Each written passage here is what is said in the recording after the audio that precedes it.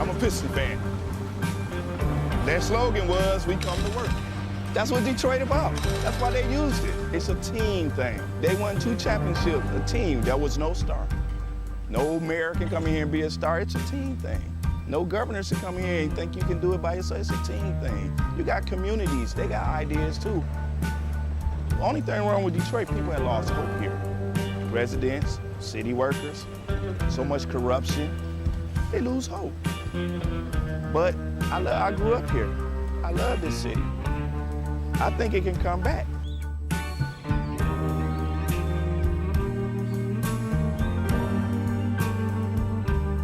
I've been working for the city 24 and a half years. Within the last 10 years, we took 4 pay cuts, and then an additional 10% wage cut. I've lost a home. When you take all of the decisions out of the city of Detroit, all of us, then what do you have? Exactly what we got, a lot of problems. Every time the city seems to fall into a problem, it's always on the backs of us workers. You wake up out of a dead sleep and you jump behind the wheel and take off driving and try to get everybody there safe, not knowing really what you're pulling up to. I'm not eligible for Social Security, so the pension is my sole salary at this point. We've been in business here 39 years. We've seen a lot of changes in Detroit. The area was a lot of industry, a lot of city workers. It's getting very tough for the city workers. It's getting tough for us as a business people. Response times are increasing because of the closing of companies, which takes your insurance rate through the roof. So all the things that affect us affect the citizens. I worked for the city in different capacities for 29 years. I feel like an old jacket. You use me up and they throw me away. In my condition, nobody's gonna hire me. I'm 68 years old. Half the times, I can't get my blood pressure medicine. It's either feeding myself, blood pressure, or paying bills. $754. By the time they take all the deductions for I have my car insurance, my house insurance, and my health insurance taken out. So the time they take all that, I'll get about $300 after they take all that out. I don't understand it. I can't see how the governor is allowing this to happen and what they're doing to and they want to blame it all on the seniors. Not only the seniors, but the city workers. And we worked hard. I know I worked hard. I've been in Detroit since 1946. I was 14 years old when I came in. I don't live large at all. I wish I could. I don't know when the last time I've been shopping. I only get $1,100, and I'm 81 years old, and I need every penny that I can get and that I do get. And I'm very, very upset about the idea of them taking away my pensions that I worked 30 years for. I think it's terrible that they talk about Detroit like they do, because Detroit has been very good to me. I have a lot of city workers coming in with their uniforms on, Detroit Water Department, Police Department, Fire Department. I get a lot of people, the Border Patrol come in. So if I lose that customer base, I'm going to be in a position where I might have to close down. If they take away their pensions, if they start cutting jobs, it's going to cut into a large percentage of not only our business, but other businesses that are in the city of Detroit. We're here. We've been here for 26 years. We're still trying to do business in the city. Detroiters are survivors. They tough. They adapt. But only can do so much when your politicians are ahead of you and we're not on the same team. We're not going to let Detroit be erased, bulldozed, or whatever. We're going to fight to the bitter end. Detroit going to survive.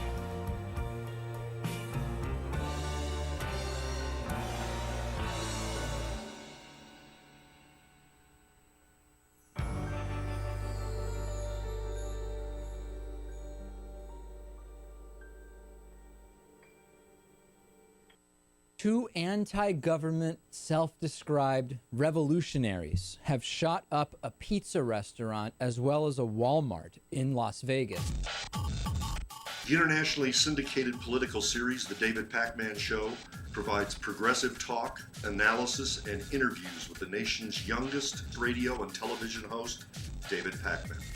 Find out more and catch up on all the latest episodes by visiting our website at freespeech.org.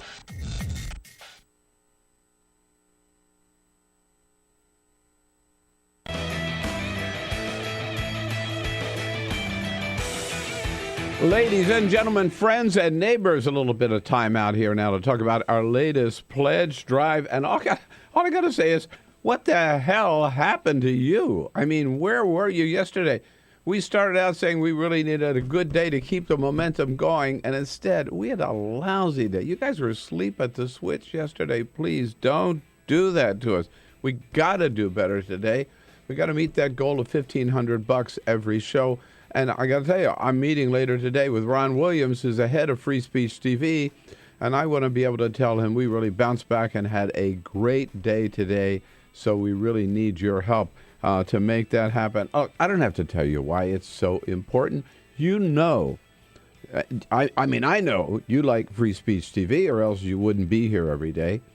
And you know that you can't get this same kind of unfiltered, independent, hard-hitting news and commentary anywhere else on cable TV. You can only get it right here on Free Speech TV. And the reason we can do that, the reason we can bring that to you every day, me and Stephanie Miller and Tom Hartman and Amy Goodman and all the rest, the reason we can do it is because we refuse to take any government money, no corporate money, no oil money, no money from the Koch brothers, no money from the oil-rich kingdom of Qatar. No, we depend entirely on you, entirely, totally on the contributions from our viewers on you. So again, I ask you, please, let's get up and get on it today and make your pledge if you haven't already done so. And please be as generous as possible. If you can help us with anything, we appreciate it. If you help us with $5 a month, that's $60 a year, we'll send you, as a token of our appreciation, a Free Speech TV travel mug. How about that? If you can double that to $10 a month, $120 a year, you'll get the Free Speech TV mug and a Free Speech TV T-shirt. You'll be the envy of your entire neighborhood. $240 a year, $20 a month.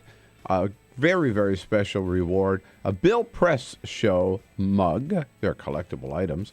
And very special, an Equal Exchange African gift box. We've worked this out with the nuns who support the Panzi Hospital in the Republic of Congo, who run that hospital, and part of the money for each of those pledges will go to support that hospital. That gift box includes some coffee, some soap, a bracelet, some lip balm, and other great items from the Republic of Congo. For $360 a year or $30 a month, the Free Speech TV mug, 2 Bill Press Show mugs, and that African Exchange gift box. And for $1,000, you make your way to Washington, help Free Speech TV with $1,000. Carol and I will take you out to dinner here on Capitol Hill in Washington, D.C., and then you come in the next morning, meet the team, watch the show, and join the fun. Go to the phone right now, 877-378-8669, and make your pledge to Free Speech TV. Go online right now to freespeech.org. Make your pledge. We need your help. We have a good day today. Let's do it. And thank you.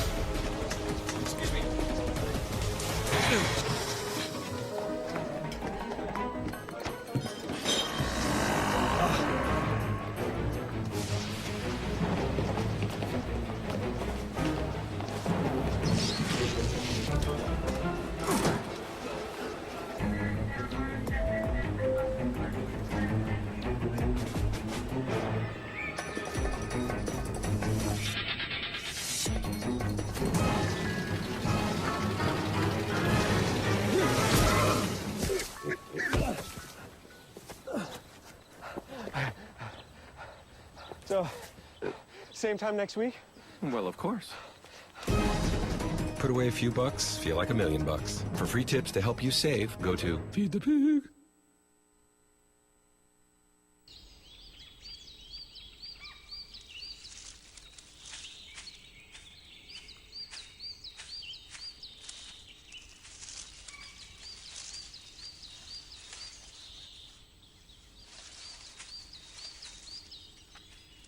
At Earth Justice, we defend the environment in the courtroom. Join our fight. When you take a seat, you take a stand. Earth Justice, because the Earth needs a good lawyer.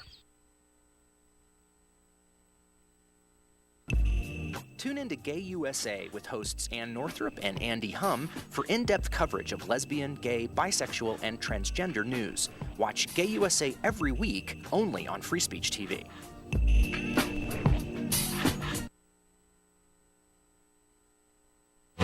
Broadcasting around the nation, on your radio, on your TV, and online. This is the Bill Press Show. I want an Apple Gold watch. For my birthday, for Christmas, for Easter, for Lent. I don't care. Just give me one. Hey, hello, everybody. What do you say? Hello, hello, hello. It is Tuesday, March 10, and this is the Bill Press Show. So good to see you today. We got a lot going on here today, and a lot you're going to want to talk about. It's good to see you.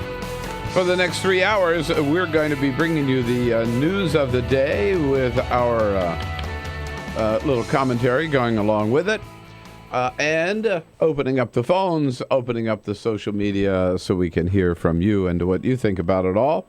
Our little town hall of every morning on your local progressive talk radio station.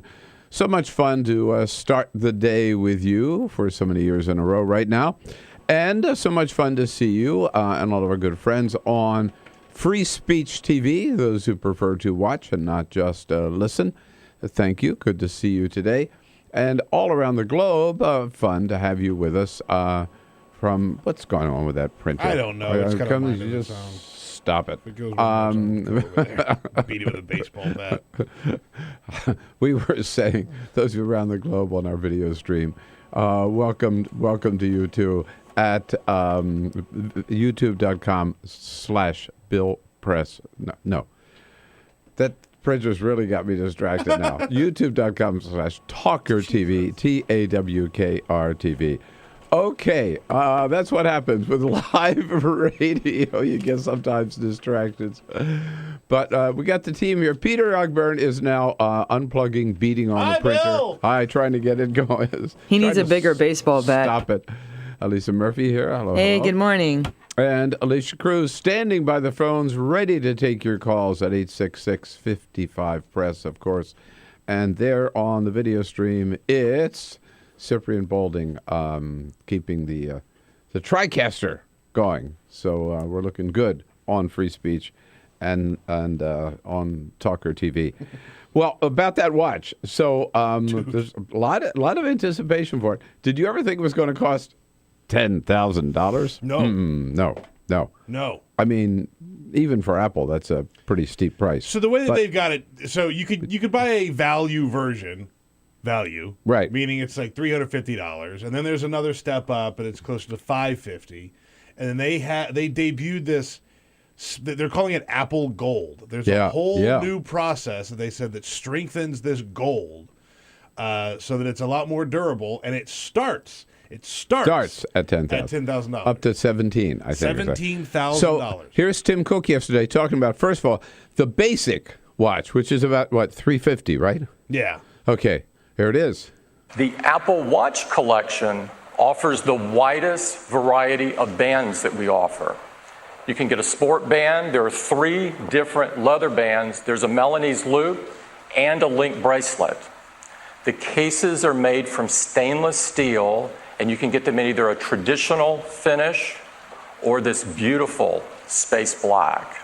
And then if you step up to the gold level, their cases are made from 18-karat solid gold. They also come with these beautiful custom-designed bands with details like elegant clasp and buckles that are also made of gold. Man, he could get a job in the Apple store selling those watches. But so here's the thing: what can you do with this watch now? Do we know? We know. Can you tell the time? They forgot that one. Yeah, they totally spaced with that. You can make phone calls from it. Mm-hmm. It monitors your health, your heart rate, things like that. Yeah, right. You can play music on it. Mm-hmm. They're all basically it's an Apple iPhone on your watch, on your wrist, rather. Pretty much. Yeah. There are a couple of new little innovations that you can only do with the watch. The thing that is interesting about these watches is, Apple is notorious for completely overhauling their equipment every 2 years. Like, they release a new iPhone every single year. Right. And usually the equipment, it's a total redesign every 2 years. So if you go out and you spend $17,000 on a watch, you have to know that it's going to be obsolete in 2 years. Right. Wow.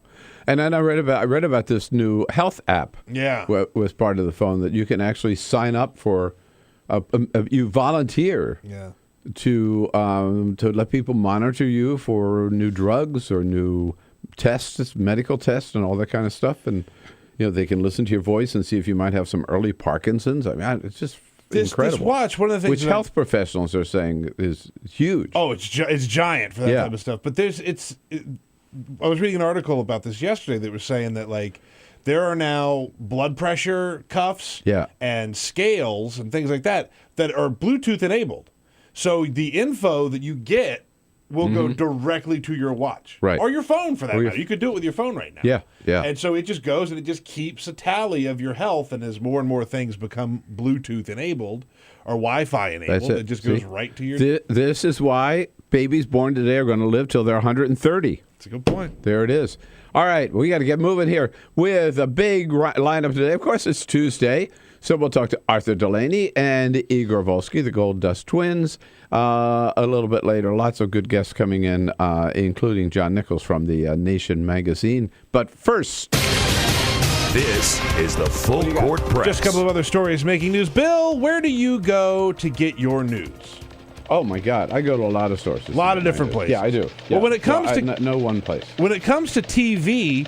There's one place that the majority of Americans say that they trust more than anywhere else. A new Quinnipiac University poll released yesterday says that 29% of Americans, the majority, say that they trust Fox News the most. God. Followed by CNN with 22%. CBS and NBC are tied at 10%. No wonder we're such a nation of idiots. ABC News at 7%. And get this, MSNBC at only 7%. Dead last in this poll. I don't think you go to MSNBC for news. You go to MSNBC for commentary. MSNBC even says that they don't do breaking news. Right. So yeah. Pretty shocking, though. Pretty stunning. 29% of Americans say Fox News. This isn't their favorite. It's the most trusted. No, I mean, that's what's scary. People don't realize that's not news. Yeah. That's propaganda. Either way, propaganda. It's getting harder and harder for children to get soft drinks at their favorite fast food restaurant. Burger King has dropped fountain drinks from its kids menu. Now, you can still get a soft drink with a kids meal if you want, but they don't advertise it as such. They say that you can get a juice or a bottle of water or milk, things like that, and they say that this is all just kind of a way to try and make kids a little bit healthier. Well, good. Yeah. Middle of the night drone flights will be nothing new here in Washington, D.C. As it turns out, the Secret Service is testing drones late at night here in Washington. They said that they're going to be doing it for the next several weeks. Part of this is to try and establish a way to keep other drones out of the sky. So the Secret Service is actually experimenting with this late at night, like when we're up for work, things like that. So you're going to see, you might see some drones flying around the White House grounds. They're going to be equipped with cameras, and they're just testing out drones here in Washington, D.C. Yeah, don't try it yourself. No, I wouldn't try it. I wouldn't try it yourself. They say the hours are going to that they're going to be flying in between 1 a.m. and 4 a.m. here in the district. So keep your eyes peeled. Get your model airplanes out. That's right, man. All right. Yes, indeed. We start off today with a big story of the day. It has just absolutely hit like a bombshell here in our nation's capital, and that is a letter signed and sent by 47 all Republican U.S. senators to the leadership of Iran, warning them basically not to make a deal with President Obama. You may have a word for that. I know I've got a word for that. And what this is, of course, let's put it in context. This is Act 2 of Republicans' attempt to sabotage any successful negotiations with Iran, and Act 2 of the Republicans' attempt to start a war with Iran, to send our military into Iran, to bomb Iran. That's what this is all about. Just don't try to sugarcoat it. Act 1 in this strategy, of course, was bypassing, ignoring the White House and the State Department and inviting Bibi Netanyahu to come to Congress and dump on the Iran negotiations. And Act 2 is this letter signed again by not all Republicans, but everybody who signed it's a Republican, but not every Republican signed it. Mitch McConnell did. Marco Rubio did. Idiot. Ted Cruz did. Rand Paul did. The letter was organized by Tom Cotton, the boy senator from Arkansas, who doesn't know his ass from a hot rock when it comes to foreign policy. This letter is step 2. And what it says, basically, to the Iranian leadership is, we just want you to know that we in Congress have to approve any deal for it to be official. And if you make a deal with Obama without getting our permission first, that you ought to know that deal could easily be undone by any future president, basically warning the Iranian leadership, don't make a deal with Obama. Now, let me just say right off the bat, 3 things wrong with that whole approach, okay? One is, we don't know there is no deal. They're attacking, just like Bibi, they're attacking the deal before the negotiations are even complete, okay? And the goal is, of course, that Iran will never get a nuclear weapon. We all agree on that. So how do you get there? We're in negotiation now to see if we can get them to pull back on their nuclear program in exchange for lifting the sanctions against Iran, which have been in place for about 10 years now. Those negotiations are underway. There is no deal now. So Bibi attacks the deal before there's a deal, before he's seen it. And now these Republicans are attacking it before they've seen it. Number one. Number two, what we've heard is that the deal may be a deal. Okay, Iran will agree. We lift some sanctions. As long as if there are inspections and they abandon their nuclear program, that deal will be good for like 10 years. And people are saying, well, whoa, only 10 years? What happens after 10 years? Yeah, well, what's the alternative? Bibi didn't give an alternative. The alternative is no deal. The alternative is Iran proceeds to build a nuclear weapon tomorrow. Or if what we hear about this deal is true, they hold off for 10 years. You'd have to be a total numbskull not to see that 10 years with no nuclear weapons is better than having one tomorrow. So even what we know about this tentative deal is better than what the Republicans are offering, or which is really military action again. And the third thing wrong with this deal is this is sabotaging an effort by the President of the United States to do what is best for this country and what is best for the world. And I think it is outrageous.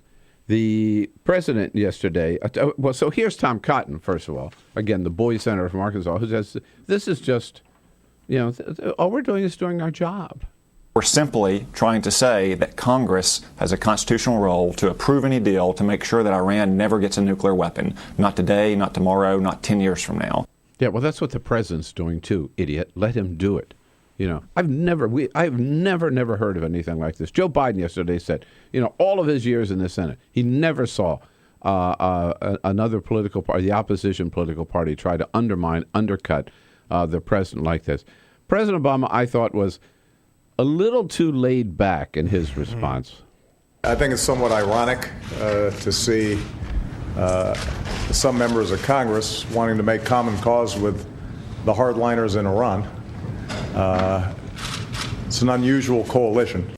Yeah, it is an unusual coalition. You know what I would have done if I were President Obama? I would have gone into the briefing room and I would have called these people out and read every one of those 47 names and said, let me tell you what these people are. They are traitors. They are traitors. That's the cover of the New York Daily News today. A picture of Tom Cotton and Mitch McConnell and Rand Paul and I think Ted Cruz. And the banner headline is traitors. Josh Earnest at our briefing yesterday was very strong about this. It's surprising to me that there are some Republican senators who are seeking to establish a back channel with the hardliners in Iran to undermine an agreement between Iran and the broader international community. And I love the way Harry Reid put it. Not the strongest language yet, but the strong words. Let's be very clear.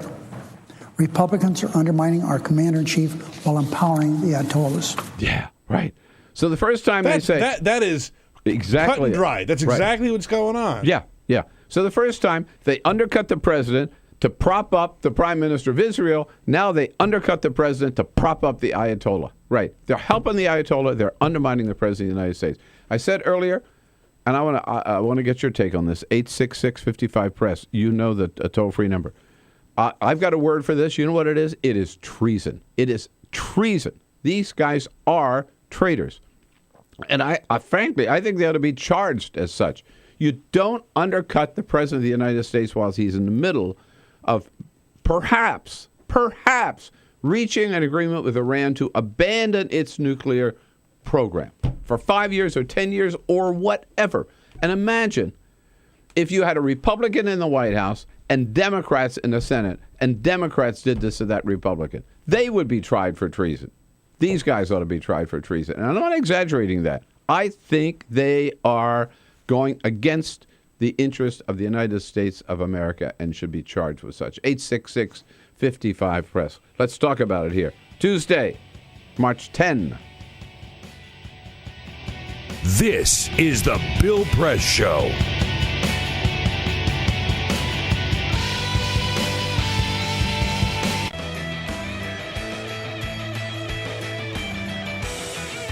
Ladies and gentlemen, friends and neighbors, a little bit of time out here now to talk about our latest pledge drive. And all I got to say is, what the hell happened to you? I mean, where were you yesterday? We started out saying we really needed a good day to keep the momentum going, and instead, we had a lousy day. You guys were asleep at the switch yesterday. Please don't do that to us. We got to do better today. We got to meet that goal of $1,500 every show. And I got to tell you, I'm meeting later today with Ron Williams, who's the head of Free Speech TV, and I want to be able to tell him we really bounced back and had a great day today, so we really need your help to make that happen. Oh, I don't have to tell you why it's so important. You know, I mean, I know you like Free Speech TV, or else you wouldn't be here every day. And you know that you can get this same kind of unfiltered, independent, hard-hitting news and commentary anywhere else on cable TV. You can only get it right here on Free Speech TV. And the reason we can do that, the reason we can bring that to you every day, me and Stephanie Miller and Tom Hartman and Amy Goodman and all the rest, the reason we can do it is because we refuse to take any government money, no corporate money, no oil money, no money from the Koch brothers, no money from the oil-rich kingdom of Qatar. No, we depend entirely on you, entirely, totally on the contributions from our viewers on you. So, again, I ask you, please, let's get up and get on it today and make your pledge if you haven't already done so. And please be as generous as possible. If you can help us with anything, we appreciate it. If you help us with $5 a month, that's $60 a year, we'll send you, as a token of our appreciation, a Free Speech TV travel mug. How about that? If you can double that to $10 a month, $120 a year, you'll get the Free Speech TV mug and a Free Speech TV T-shirt. You'll be the envy of your entire neighborhood. $240 a year, $20 a month. very, very special reward, a Bill Press Show mug. They're collectible items. And very special, an Equal Exchange African gift box. We've worked this out with the nuns who support the Panzi Hospital in the Republic of Congo, who run that hospital, and part of the money for each of those pledges will go to support that hospital. That gift box includes some coffee, some soap, a bracelet, some lip balm, and other great items from the Republic of Congo. For $360 a year or $30 a month, the Free Speech TV mug, 2 Bill Press Show mugs, and that African Exchange gift box. And for $1,000, you make your way to Washington, help Free Speech TV with $1,000. Carol and I will take you out to dinner here on Capitol Hill in Washington, D.C., and then you come in the next morning, meet the team, watch the show, and join the fun. Go to the phone right now, 877-378-8669, and make your pledge to Free Speech TV. Go online right now to freespeech.org. Make your pledge. We need your help. We have a good day today. Let's do it. And thank you. So, I'm kind of new here, but I've noticed a trend. My human does this funny thing where she goes around and gets all my toys, and then she hides them in that basket by the door. But it's always the same basket, and it's always in the same place. And then she acts so surprised when I find them, but, she's putting them in the same basket. Again. It's like, hello? That's where you put it last time. You were the worst at hide and go seek.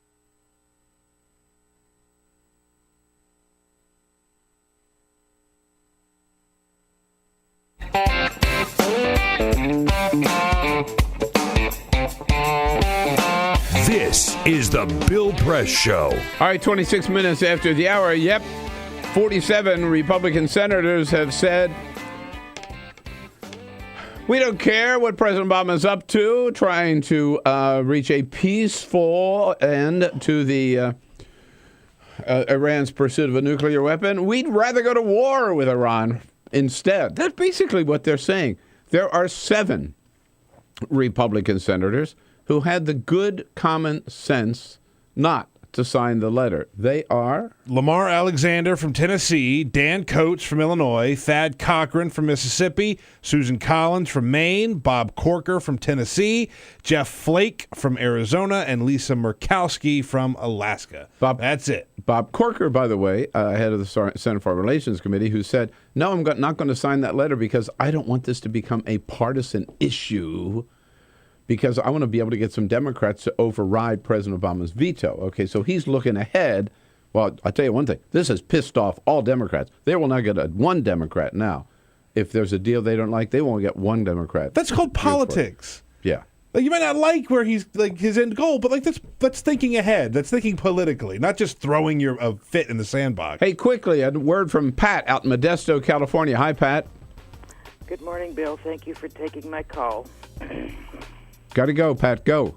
Yeah. Okay. As far as these folks acting treason, let me tell you, I think that they should have been charged with treason the very night the president was elected. Well, it's been going on. I'll tell you one thing, Pat. I hear your point. I'm sorry I have to cut you off. We're right here up at the end of the half hour. But it certainly didn't start now. It started when he was elected. Amen. This is the Bill Press Show.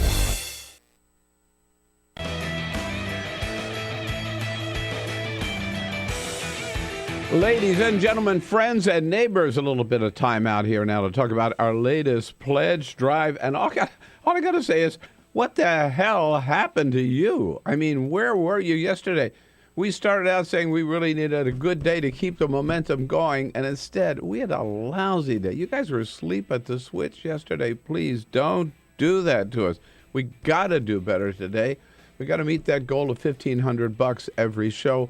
And I got to tell you, I'm meeting later today with Ron Williams, who's the head of Free Speech TV, and I want to be able to tell him we really bounced back and had a great day today, so we really need your help to make that happen. Oh, I don't have to tell you why it's so important. You know, I mean, I know you like Free Speech TV, or else you wouldn't be here every day. And you know that you can get this same kind of unfiltered, independent, hard-hitting news and commentary anywhere else on cable TV. You can only get it right here on Free Speech TV. And the reason we can do that, the reason we can bring that to you every day, me and Stephanie Miller and Tom Hartman and Amy Goodman and all the rest, the reason we can do it is because we refuse to take any government money, no corporate money, no oil money, no money from the Koch brothers, no money from the oil-rich kingdom of Qatar. No, we depend entirely on you, entirely, totally on the contributions from our viewers, on you. So again, I ask you, please, let's get up and get on it today and make your pledge if you haven't already done so. And please be as generous as possible. If you can help us with anything, we appreciate it. If you help us with $5 a month, that's $60 a year. We'll send you, as a token of our appreciation, a Free Speech TV travel mug. How about that? If you can double that to $10 a month, $120 a year, you'll get the Free Speech TV mug and a Free Speech TV T-shirt. You'll be the envy of your entire neighborhood. $240 a year, $20 a month. A very, very special reward. A Bill Press Show mug. They're collectible items. And very special, an Equal Exchange African gift box. We've worked this out with the nuns who support the Panzi Hospital in the Republic of Congo, who run that hospital, and part of the money for each of those pledges will go to support that hospital. That gift box includes some coffee, some soap, a bracelet, some lip balm, and other great items from the Republic of Congo. For $360 a year or $30 a month, the Free Speech TV mug, 2 Bill Press Show mugs, and that African Exchange gift box. And for $1,000, you make your way to Washington, help Free Speech TV with $1,000. Carol and I will take you out to dinner here on Capitol Hill in Washington, D.C., and then you come in the next morning, meet the team, watch the show, and join the fun. Go to the phone right now, 877-378-8669, and make your pledge to Free Speech TV. Go online right now to freespeech.org. Make your pledge. We need your help. We have to have a good day today. Let's do it. And thank you.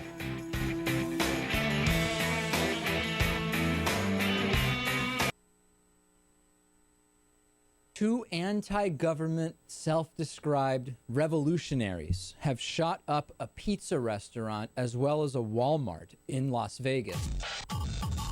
The internationally syndicated political series, The David Pakman Show, provides progressive talk, analysis, and interviews with the nation's youngest radio and television host, David Pakman. Find out more and catch up on all the latest episodes by visiting our website at freespeech.org.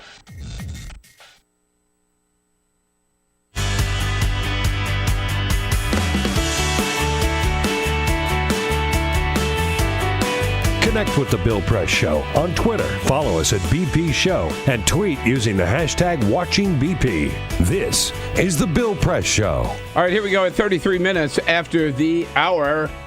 The Bill Press Show, Tuesday, March 10. We're talking about this big letter sent by 47 Republican senators to the Ayatollah of Iran, led by Tom Cotton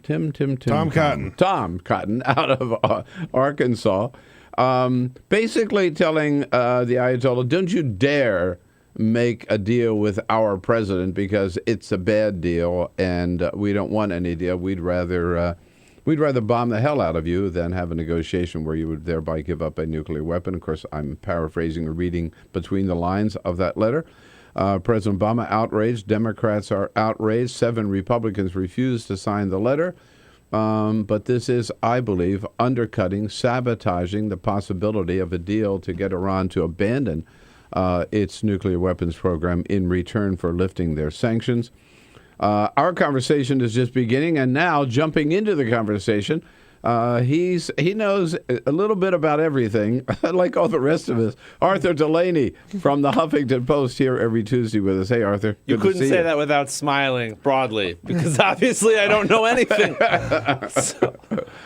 No, I mean, but we just go through the motions. You have your areas of expertise, and then you also have comments and thoughts and opinions about other issues in the news. Well, I can chime in. Good. I can chime in with something You're a helpful. Renaissance man. something helpful about Tom Cotton's letter that was pointed out by my colleague Ryan Grimm yesterday. It is the intention to screw up the negotiations. That is the purpose of this letter. He has said that, by the way. That's what I'm saying. Yeah. He previously used the words, it's actually a feature, not a bug, of the Republican approach to the Obama administration's negotiations. Right. Ryan Grimm's article talks about where he quotes Tom Cotton talking to some conservative group. Right. That the blowing up the negotiations basically is not an unintended consequence. It's the intended consequence of everything they're doing. Tom Cotton, combat veteran, is he not a warrior statesman in the vein of JFK or Winston Churchill? With all due respect, I would say not everybody who puts on the uniform, right, is thereby an expert in foreign policy. He certainly is not.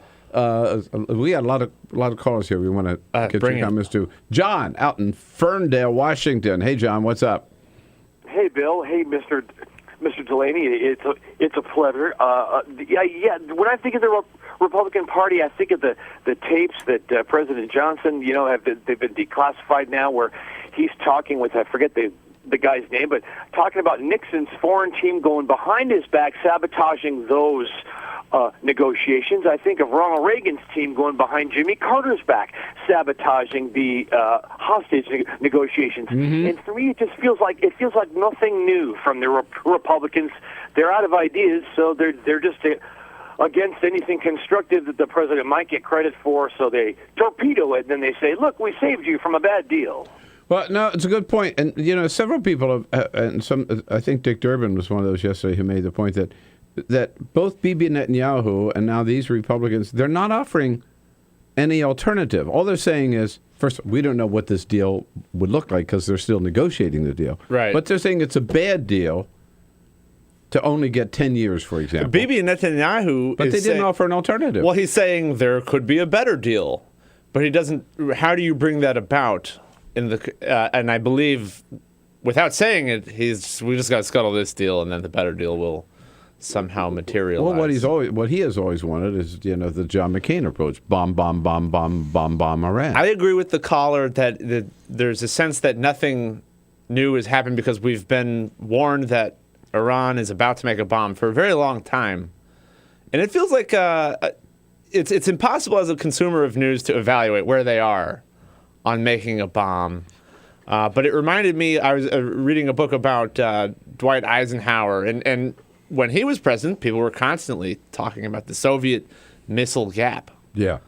Which turned out, we knew from our U-2 spy planes, didn't exist. They didn't have more missiles. John F. Kennedy was elected president talking about the missile gap, which turned out... He probably knew better, and he still talked about it. Not to exist. Let's say hello to Danny in Elgin, Illinois. Danny, what do you say?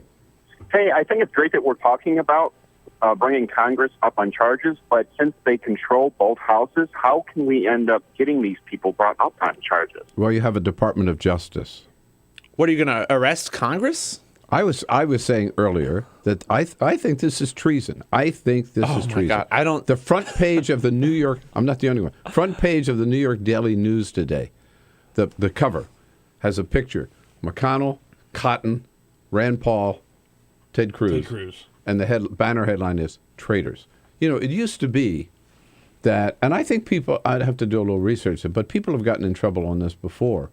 It used to be like politics stopped at the water's edge, they always said, right? If the president's in the middle of negotiations, you name it, with Iran or Iraq or the Soviet Union in those days, right? Congress would okay, let's let the president do his thing. He's conducting our foreign policy. This is unprecedented, really is.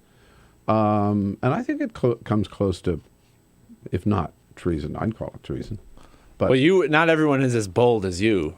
Well, that's true. Maybe for but I don't know. That's a good question. Is it unprecedented? There's always some... Oh, it's definitely it's definitely unprecedented. I'm sure they could muddy the water of that idea. But they could dig up stuff where look. There's no doubt, and again, Huffington Post has reported, the Republicans' agenda is to sabotage these negotiations. Yes. Right. It's not to wait and see what the deal is and then criticize the deal. There's some good things in the deal, but some bad things in the deal. No, there is to scuttle the negotiations before there is a deal. One last call, then we'll move on to some other issues here with Arthur. Mim up in Stony Brook, New York. Hey, Mim. Hey, Bill. Listen, it is treason, but I have no hope that anything the Democrats are going to do will be helpful. And as for the Justice Department, forget it. Well, I mean, who's going to be angry? They know they can get away with it. They've done it over and over. You know, that's a good question, Mim. I appreciate that, Arthur. I was surprised that yesterday. Can we play that Obama quote again? I thought the president would really show some real righteous anger at this, right? Here I am trying to do the right thing. Here I am trying to get a good deal with Iran, and you guys basically are stabbing me in the back. Instead, here's his response. I think it's somewhat ironic to see some members of Congress wanting to make common cause with the hardliners in Iran. It's an unusual coalition. Now, intellectually, I appreciate that, right? But where's the passion? Where's the fire? Why isn't he pissed off? I'll take the irony. That's very funny. Well, that's funny, but I mean, I was saying, if I were him, I would have gone out there in the Rose Garden or in the briefing room yesterday while we were all sitting there and just called these people out by name. Read the whole list of 47 of them. Why? These people are undermining the foreign policy of the United States of America, and they ought to butt out. And they're making no bones about it. It's just such an opaque underlying situation with regard to what is actually happening. And what you think is going on entirely depends on which of these people you believe. No, I wasn't here last week. I was in Las Vegas, but I understand that you were accusing me of not paying my debts. I didn't accuse you of being a deadbeat. No. I don't know. That's not what I heard. No, that's not what I said. I just what were you talking about? I just noted that you weren't here after a wager had been made the previous week. You weren't here. That's all. And I didn't say you were a deadbeat. Who won or lost this wager? Well, we didn't shake on it, but I had bet $1 that the government wouldn't, the Department of Homeland Security wouldn't shut down. My words were, there will be a clean CR or something. And that's what happened. And I bet the government would shut down? Yep. So, you just laughed at me. You said, $10,000 bet. Oh. Like I was stupid. But I nailed it. I was right. So I owe you $1? You know what? I was ready to pay you $1, but you didn't agree. We didn't shake hands on this. No, I think it was pretty clear that there was an understanding that you thought it was going to shut down. Well, I don't want to be known. Peter was here. I mean, I'm the witness. I thought, in my mind, I walked away from this thinking that a bet had been made. I don't want to be. I mean, look. Let me see. I don't want to be known. I don't know. I don't want to be known as a deadbeat. Let me see if I. One of the Bill Press show's loyal listeners created a hashtag called I believe it was the Bill Press Buck Duck. Oh, no. Oh, wow. That is good. Yeah, it turns out I do have $1. Here's your damn dollar. Oh! There's your damn $1. You think you've won? I'm taking this to Coinstar. You think you win? No, I have a jar. Did you really bring in 100 pennies? There's 100 pennies for That's Arthur. real copper right there. I'm going to count these. I pay my debt. You think you get the last laugh? You hear this sound? Ka-ching! Arthur Delaney was from Huffington Post. Oh, man. There's more big news to talk about when we come back. 866-55-PRESS. Join the fun.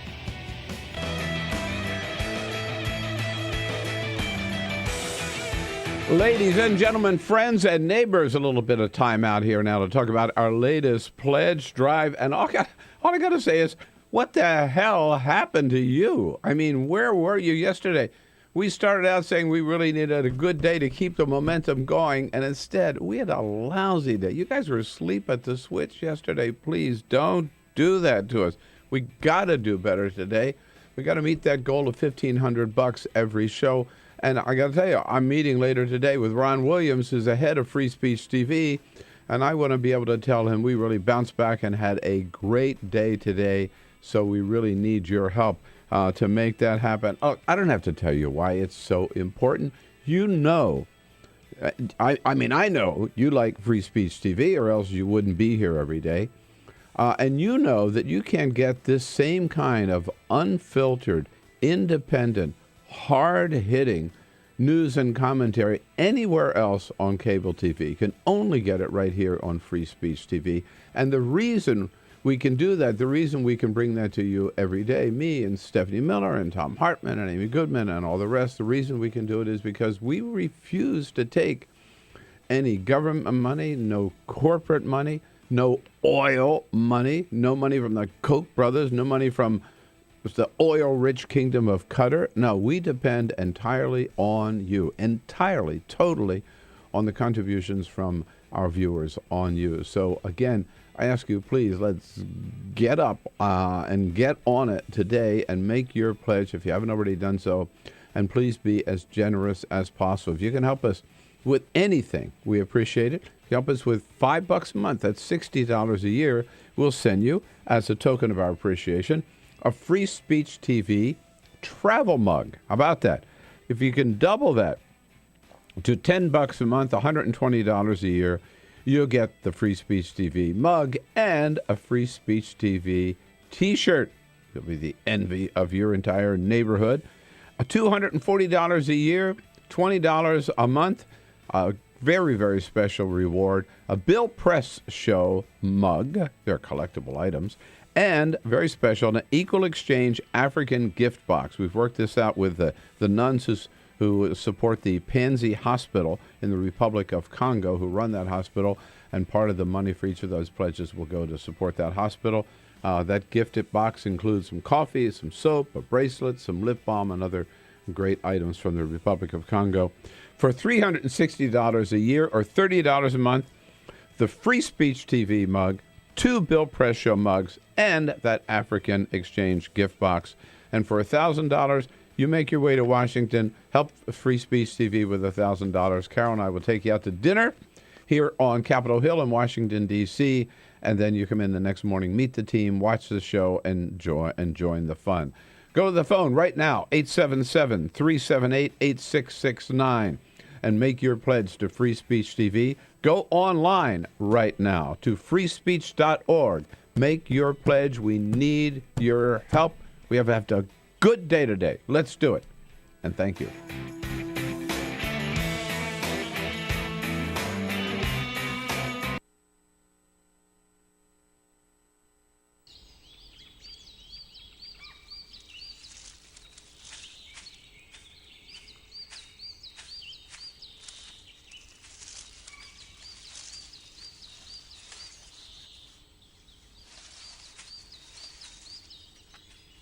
At Earth Justice, we defend the environment in the courtroom.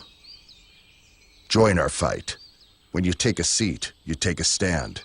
Earth Justice, because the Earth needs a good lawyer. Tune in to Gay USA with hosts Ann Northrup and Andy Hum for in-depth coverage of lesbian, gay, bisexual, and transgender news. Watch Gay USA every week, only on Free Speech TV.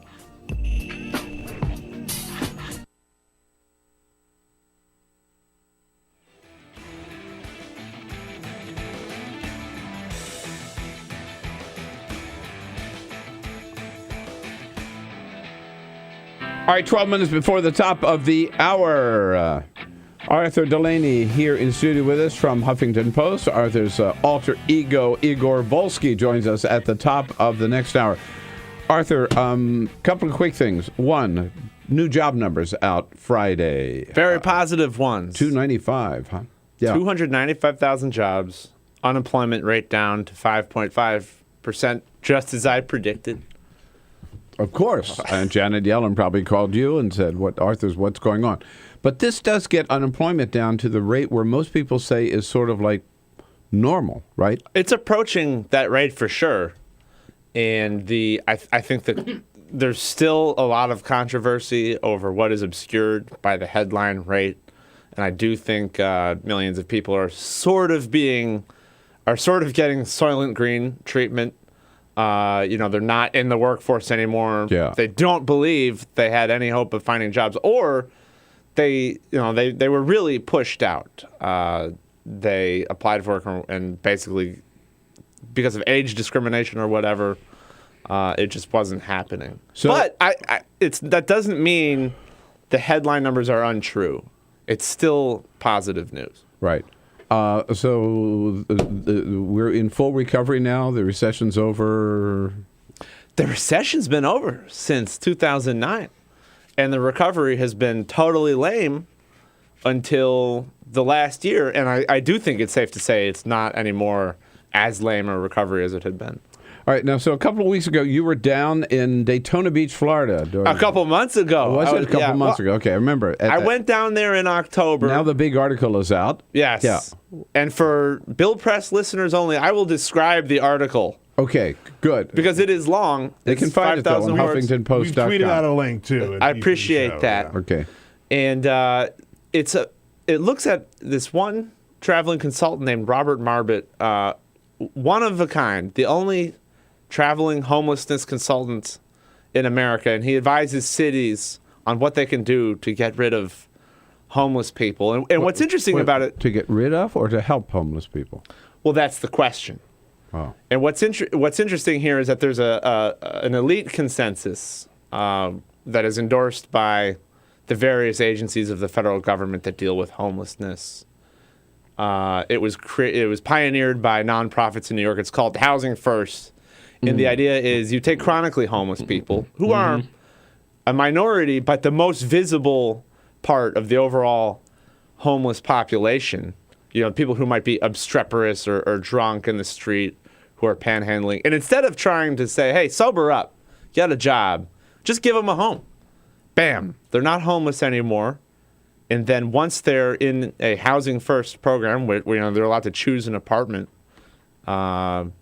they can then begin treatment if they want for whatever their problems are. And this has been vetted a couple dozen times by independent studies, and it works. It's a good way to keep people from returning to the street. Cities have actually tried this? It's been tried in dozens of cities. It's not up to the scale of the problem. But there's, in a lot of cities, this alternate approach of just arresting homeless people. And Florida has had very high-profile examples of this in the past year, where, a pastor is trying to feed homeless people in a park, and they put the cuffs on him. Yeah. This 90-year-old pastor in Fort Lauderdale was arrested last fall for doing this, and it's just a dramatic example of the kind of handcuffs first approach that has been popular and doesn't really get you out of a cycle of homeless people drifting between jail, the street, a shelter, a hospital room. Who pays for this housing? Well, that the government guess, essentially has to pay for it. The funny thing is, though, even though it sounds a lot more expensive, what the studies have shown is that it's less than doing what you're doing if you're arresting people, because you got to pay for the jail, the hospital rooms, and all that stuff. It adds up to tens of thousands of dollars more per person than you get if you're doing Housing First. What's amazing about this consultant, Robert Marbut, is he's not a Housing First guy at all. He's sort of giving this slightly more retro advice, you could say, to these cities. And what the story looks at is what happens when they follow his advice, keep arresting people, build a shelter, but don't do anything to actually give homeless people homes. So HuffingtonPost.com, please give it a read. Okay, HuffingtonPost.com on Arthur Delaney, and the headline I see is "How a Traveling Consultant Helps America Hide the Homeless." And if you're into pictures, this story has beautiful pictures. Florida is a beautiful place. Seriously, there's some great pictures on there. So we have a link up on our website, right? Yes, indeed. Yeah. It's just, and on Twitter. I know we're out of time, but it is interesting to me too. At one time, homeless people, everybody talked about the homeless in the 80s. Yes, with the right. closing of mental institutions. Right. Yeah. Today, nobody's talking about it, and yet the problem is still there at big time. In a big way. Yeah. Arthur Delaney, great to see you. All right, we're friends again now that I paid my bill, my debt, right? I'm going to the store. Where am I going? I'm going to Best Buy. Flat screen TV. We'll be right back here. Thanks, Arthur. Great to see you. This is the Bill Press Show.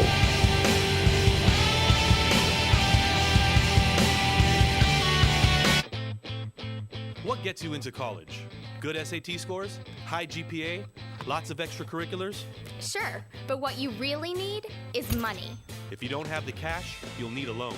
And we mean huge student loans because the cost of college has risen 1,000% in the last 30 years. This means big money for the banks that collect fees and interest. Now, millions of young people are starting their adult lives with an average of $29,000 of loans on their backs. Altogether, we're talking $1.2 trillion in student debt. And more people are finding it impossible to pay them back. Welcome to the student debt crisis. The increasing demand for higher education and cuts to state funding gave colleges a huge incentive to keep inflating prices. I graduated about a year ago, currently in $35,000 of debt. I am in debt about like $25,000.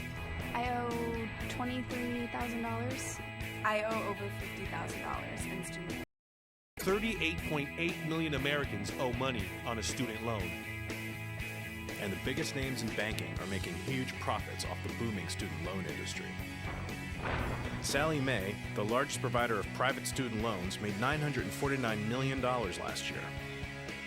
They only give you about 6 months to look for a job. You have to start paying back the loan. It's very pressuring, especially nowadays. It's very hard to find a job. Over half of the students graduating in 2012 could not find a decent paying job.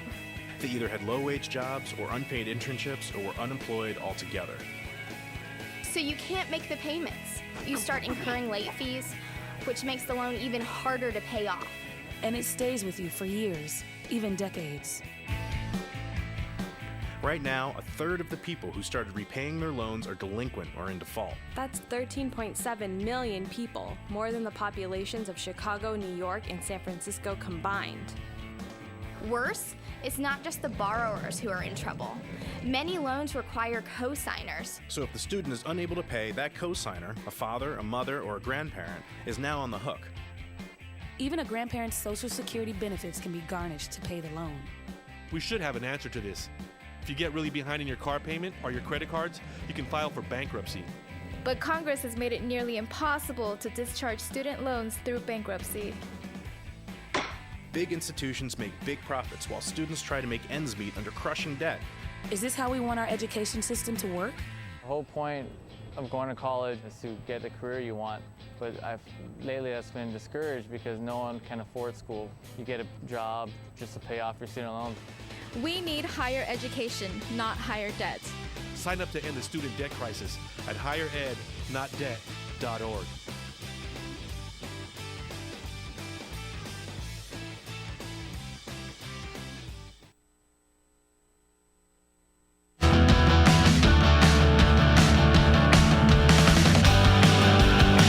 This is the Bill Press Show. Igor Volsky from Think Progress starts us off the top of the next hour. You know, Bill, we're not far away from the White House Correspondents' Dinner. I know. It's next month. I've ordered my tickets. Cecily Strong is going to be the featured entertainment, but the Daily Beast caught up with last year's featured entertainer, Joel McHale, and he talks about how the president does as a joke teller. He says, quote, "It's almost unfair that he is who he is, the leader of the free world, such a smart man, and on top of that, he can really nail a joke," end quote.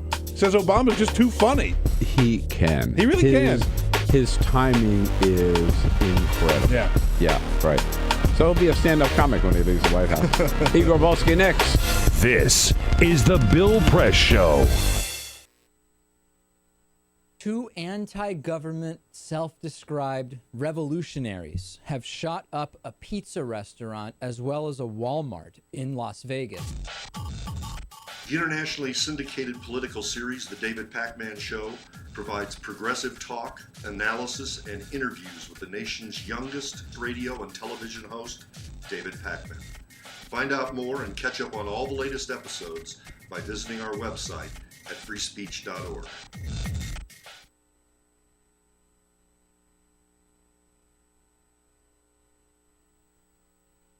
So, I'm kind of new here, but I've noticed a trend. My human does this funny thing where she goes around and gets all my toys, and then she hides them in that basket by the door. You know, but it's always the same basket, and it's always in the same place. And then she acts so surprised when I find them, but she's putting them in the same basket. Again. It's like, hello? That's where you put it last time. You were the worst at hide and go seek.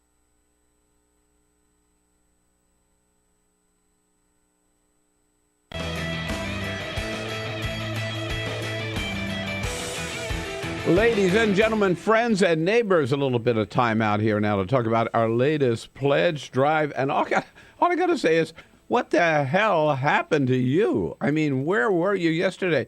We started out saying we really needed a good day to keep the momentum going, and instead, we had a lousy day. You guys were asleep at the switch yesterday. Please don't do that to us. We got to do better today. We got to meet that goal of $1,500 every show.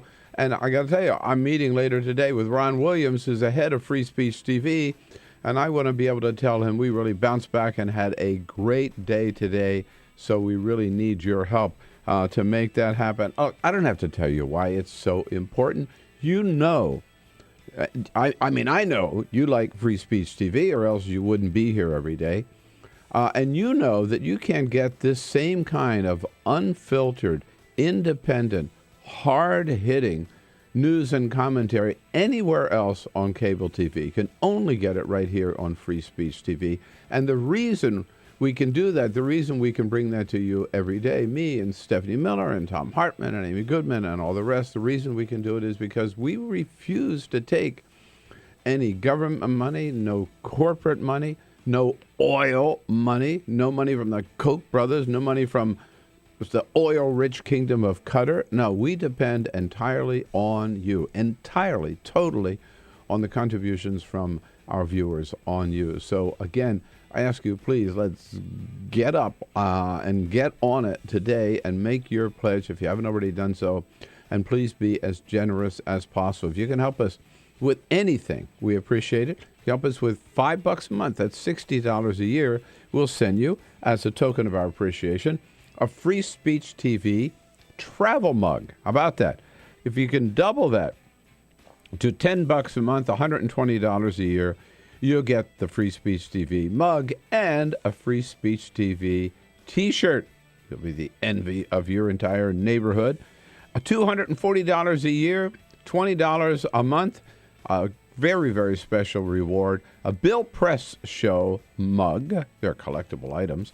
And very special, an Equal Exchange African gift box. We've worked this out with the nuns who support the Panzi Hospital in the Republic of Congo, who run that hospital, and part of the money for each of those pledges will go to support that hospital. That gift box includes some coffee, some soap, a bracelet, some lip balm, and other great items from the Republic of Congo. For $360 a year or $30 a month, the Free Speech TV mug, 2 Bill Press Show mugs, and that African Exchange gift box.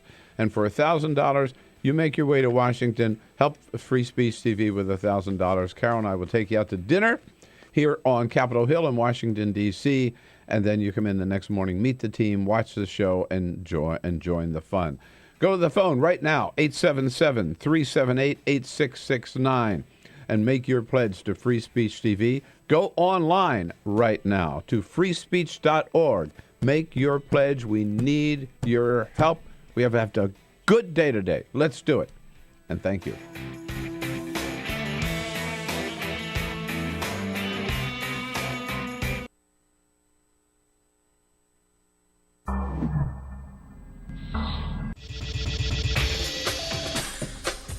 Tune into Free Speech TV for Democracy Now!, a national, independent, award-winning news program bringing you people and perspectives rarely seen on corporate media.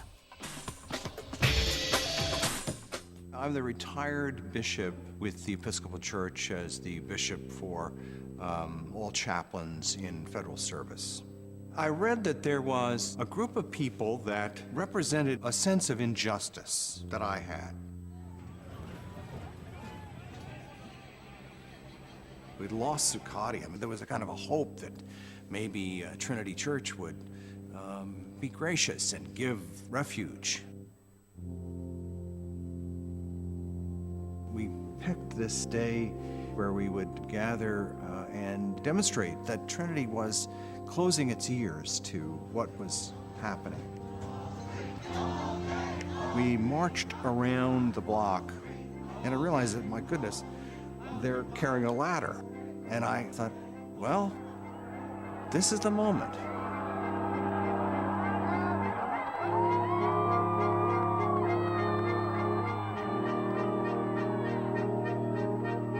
You could feel a spiritual presence. You could feel a certain something.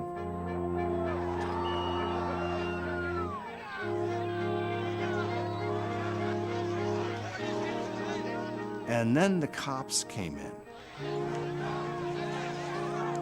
It got brutal. Yeah, I'm with you right here. Robin, I'm here.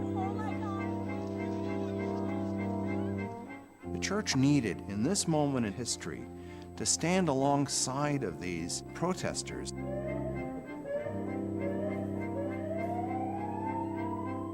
truth of Christ is found in the pews, is found in the institutional church, but it is also found on the streets. It's found in the honesty and the integrity, the insistence of people that you find in Occupy Wall Street.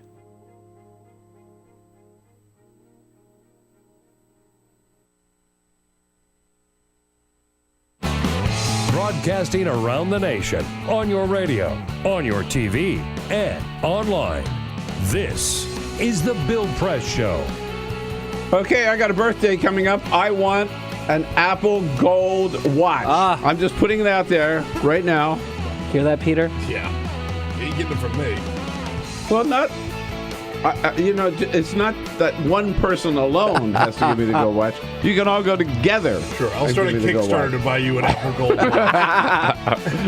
Hey, what do you say? Hello, everybody. Good to see you. It is Tuesday, March 10. You got it. The Bill Press Show here in Washington, D.C. is where you find us, but we are there with you in every corner of this great country of ours, coast to coast on your local progressive talk radio station.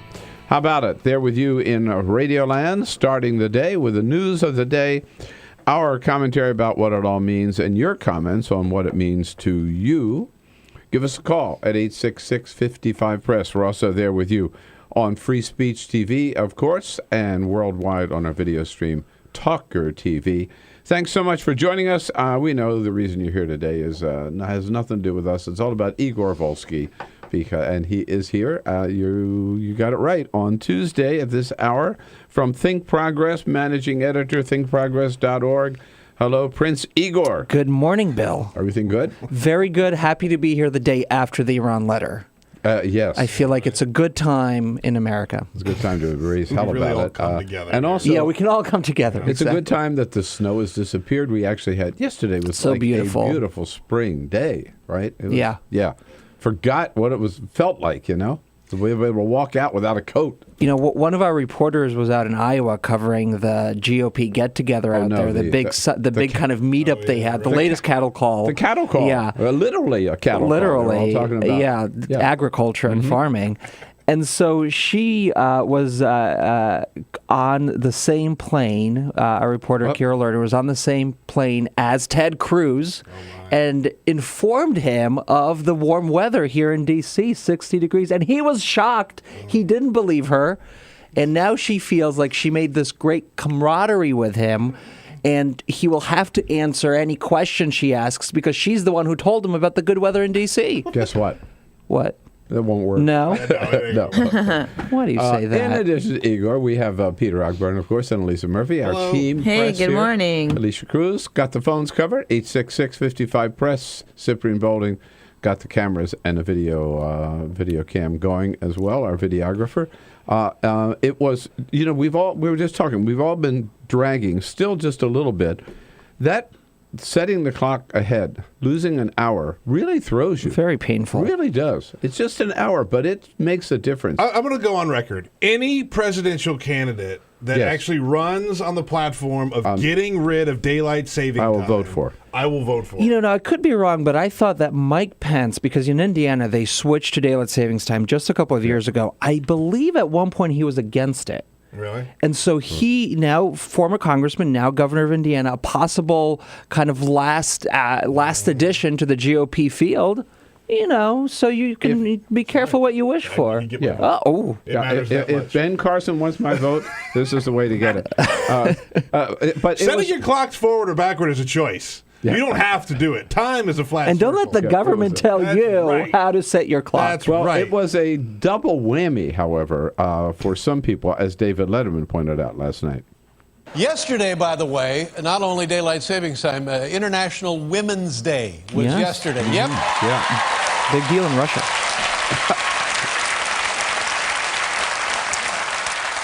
What better way to address the issue of inequality for women than by giving them a day that's missing an hour? Right. There it is. Right? Take that. It says it all. Black History Month, shortest month of the year. International Women's Day, you lose an hour. You lose an hour. It's only 23 hours. Coincidence or connection. Right. Igor Volsky here with us for this half hour. John Nichols from The Nation magazine joins us, and then Melanie Sloan and Kate Nocera in the next hour. But first, Peter.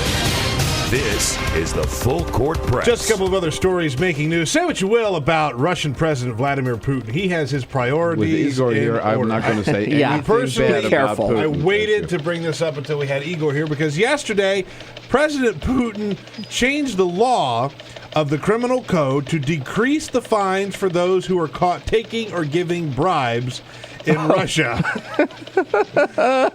So the way that it worked before is if you got busted taking or giving a bribe, you would be fined 25 times the amount of the bribe. So Putin thought that was too much. Too much. He scaled that back. He said now it's only 10 times. Well, their economy, listen, Peter, this makes perfect sense. Their economy is not doing very well. People can't afford to pay the fines. So this is a very logical step. It's a fair point. I'm glad you brought Молодец. Yes. By now we've seen the. Go ahead. You've got something else. No, what a progressive. Yeah, right. That's right. That's change we can believe in. Yeah. By now you've all seen when the video that came out of the University of Oklahoma, the SAE chapter. Very racist video. We can't even play the audio here on this show. One person who's so upset about it that they're going to do something is rapper Waka Flocka Flame. I know you're a big fan. Because, look, as I've said before, when you lose Waka Flocka Flame, you've lost America. He put out a statement yesterday saying that he is not going to play... On my iPhone, Waka Flocka. A lot of Waka Flocka. Turn that down, Bill. We're trying to do the show. Bumping Waka Flocka during the show. He had a show scheduled next month, University of Oklahoma. Ooh. He was going to perform... Notice I said he was going to perform. He put out a statement yesterday. Just to read a little bit from his statement, he said, quote, "When I first started doing shows, it was all hood spots and all black people. Then I had some mainstream success. Now at my show, it's white, black, brown people at my show, all races partying, having a good time, and enjoying themselves together peacefully." End quote. But he says he does not stand for racism, and he will not perform at the University of Oklahoma at all. You know what? I think that's too bad, because I think the university acted, David Bourne, the president, acted admirably. They got out ahead of it. There was no doubt about it, man. He shut them down. They're shut down, for sure. And he said, I want them off campus. I don't want them around here. I'll pay the bus fare home. Yeah. So I think he ought to perform just to salute the university for taking strong action there. That ain't going to happen, according to him, as of now. His loss. And over the weekend, the president gave an interview to the Tom Joyner Morning Show, and he was asked about whether or not his daughters would get into politics. President Obama said, quote, "I am very doubtful that they will want to run for public office, partly because they've been listening to their mother." End quote. He says that he hopes that they'll be remain engaged and involved in the political process, but they're not going to run for office anytime soon. Mm-hmm. One does wonder, will Chelsea run? Will the Obama girls run? I was just going to say, what a contrast with Chelsea. She is so hot to run. Yeah. You know she can't wait for her mother to get whatever, and then Chelsea's going to declare. That's right. Okay, you guys, thank you, Peter. Hillary waits too long. Chelsea's just going to jump ahead. Exactly. That's true. Absolutely. Igor, the big news of the day, the biggest news of the day, story of the day. It's the top story in the New York Times and on the front page of the Washington Post today. 47 United States senators, led by the boy senator from Arkansas, Tom Cotton, who's been there less than a year, have come out with a letter to the Iranian leadership saying, don't pay attention to President Obama. Don't make any deal with him because any deal with him is not worth the paper it's printed on, basically. I'm paraphrasing. But, I mean, this is an unprecedented attempt to undermine a president's foreign policy. And how embarrassing. Because in this letter, they claim, the 47 senators, including Mitch McConnell, the Senate Majority Leader, the newly elected adult in the room, as many people thought after they swept in November. The letter said that the Senate ratifies treaties. Now, if you know your Constitution, you know that's not the case. The Senate advises the president on treaties, but the president has the final word on the matter. And this was pointed out by Harvard Law professor Jack Goldstein in the Lawfare blog, and caused some raised eyebrows. How can you make this big mistake in this big public letter? Now, it doesn't really undermine the main claim, which is, look, Obama can really, without consent from Congress, can make an executive treaty, and that, yes, it is possible, theoretically, that future presidents will say, no, we're not going to stand by this deal. However, it's hard to imagine that if the entire world, or at least the major powers, the 6 other powers who are negotiating with Iran now, if they make this deal, if Iran is abiding by the terms of the agreement, which roughly asks for a kind of a 10-year close monitoring of their program, at least a year breakout period, which means suspension of any nuclear production for 10 years, and you said it won't be suspension of any nuclear production. They will have some limited nuclear capability that refines the plutonium at a much lower grade, about 5%, not the 90% that it takes to make a bomb. Right. But I should have said they're bomb making. They're bomb making, yes. Keeps it under wraps for that period of time. And after that period of time, they'll be subject to the international standards that all nuclear power states are subject to. They'll still have monitoring after that 10 years. But again, it's a rough deal that hasn't even been finalized. We don't even know all of the details. And here they are saying, no, you can't do it. But I'm arguing that while on the merits they're right that the treaty, or it's not a treaty, that the executive agreement, I guess, could be overturned by the next president, it's hard to see how that would happen if the ball gets rolling and Iran is complying and the world is on board. It's going to be hard for any president to undo that and to reimpose sanctions. Here's my question. What's their alternative? Well, they don't have one. They say the alternative is let's tighten economic sanctions, which, of course, we've been doing for years, and we've done under Bush, and their centrifuges went from about 6,000 to 19,000. They've only expanded their program over that period of time.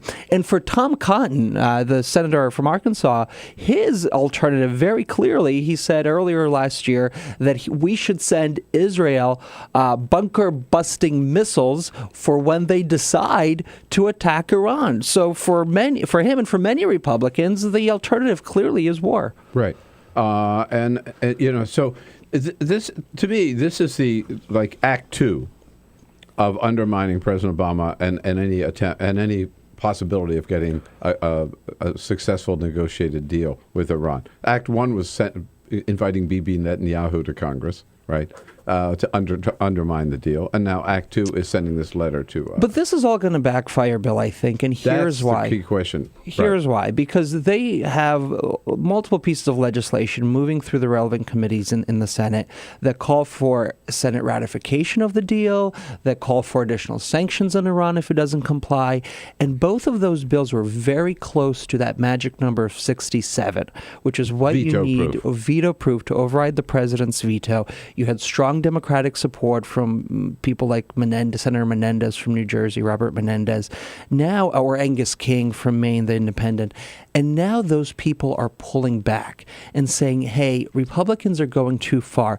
And it's undermining those core bills, which is really, kind of practically the power that the Congress has is with this legislation. If they override and say you need congressional approval, you need additional sanctions, that's real tangible power.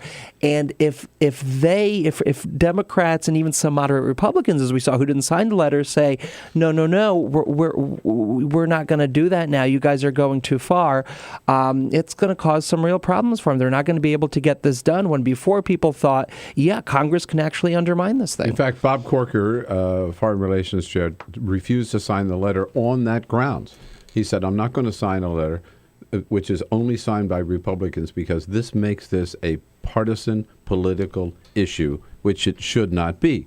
And any hope of getting any hope that he had of getting Democratic support to, let's say, to oppose a president's or override a president's veto has vanished with this letter, I think. Yes. Yeah. So backfire big time. You would think that the grown-up, you alluded to this earlier, that the grown-up in the room, Mitch McConnell, would say to this freshman senator from Arkansas, you know what, this is not a good idea, right? You just cool your jets here, dude, right? You know, you're a freshman, you don't know what you're doing. Listen to some of the people who've been around here for a while. This is not the way to go. Instead, McConnell signs a letter. So does Ted Cruz. So does Rand Paul. So does Marco Rubio. Well, Marco Rubio. I mean, yeah. Are we that surprised? Right. But this is actually the second big McConnell misstep on the issue. Last week, he tried to rush a bill right after Netanyahu's speech to have a vote on this. Democrats said, we're not going to support it, and he had to pull back. Yeah. And here he is signing the letter, which accomplishes the same thing, pisses off Democrats who he would have had on the bills otherwise. Right. The McConnell thing is so annoying because, as you pointed out earlier, he's so inept. The whole thing when Republicans took the Senate was, we're going to show people how to lead. We're going to show people how adults can govern. We're going to show people how we could get things done. And just from a political standpoint, of just when you boil it down to the basic politics of how this all works, it's a bad move. Yeah, absolutely. Igor Volsky here from Think Progress, and there may be some action on climate change in Florida. In Florida. Oh, I'm sorry. Is there a beeper here? In Florida, we're not allowed to dump that. All right, we'll be right back with Igor Volsky. This is the Bill Press Show.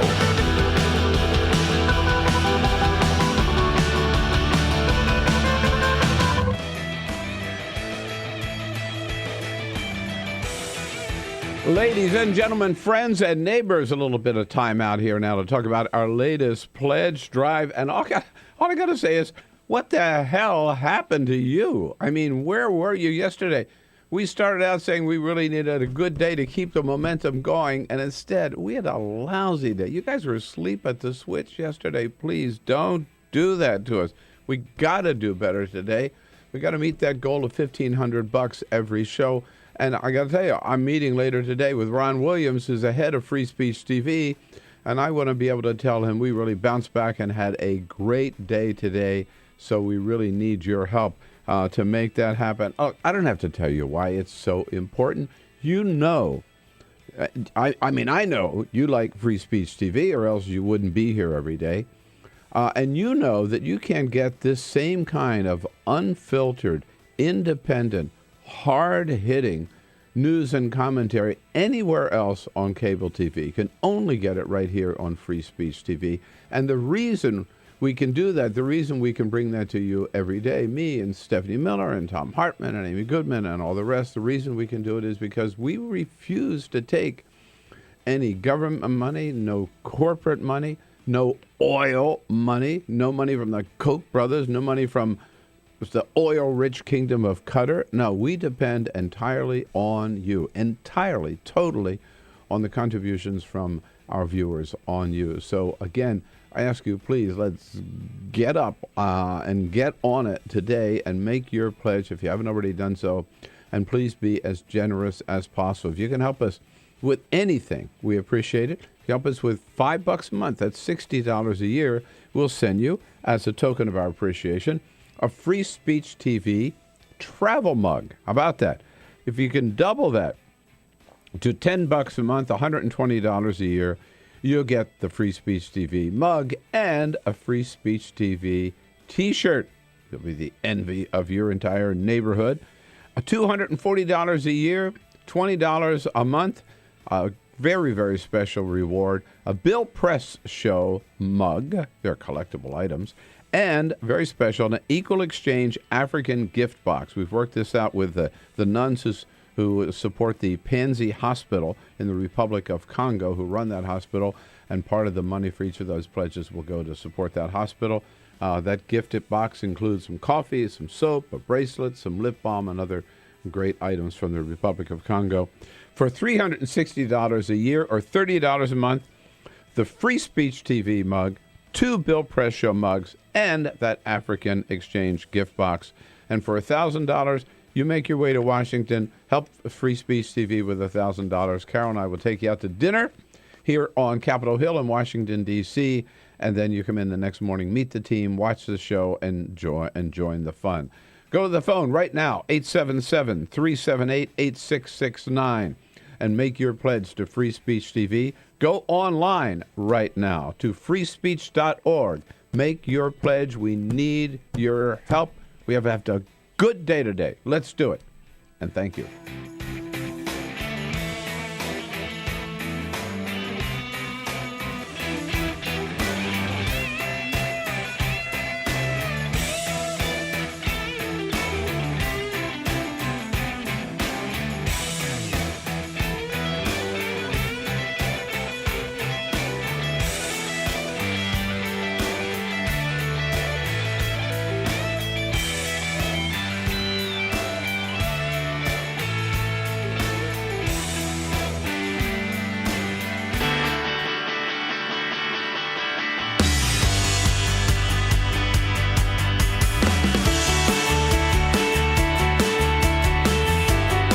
This is the Bill Press Show.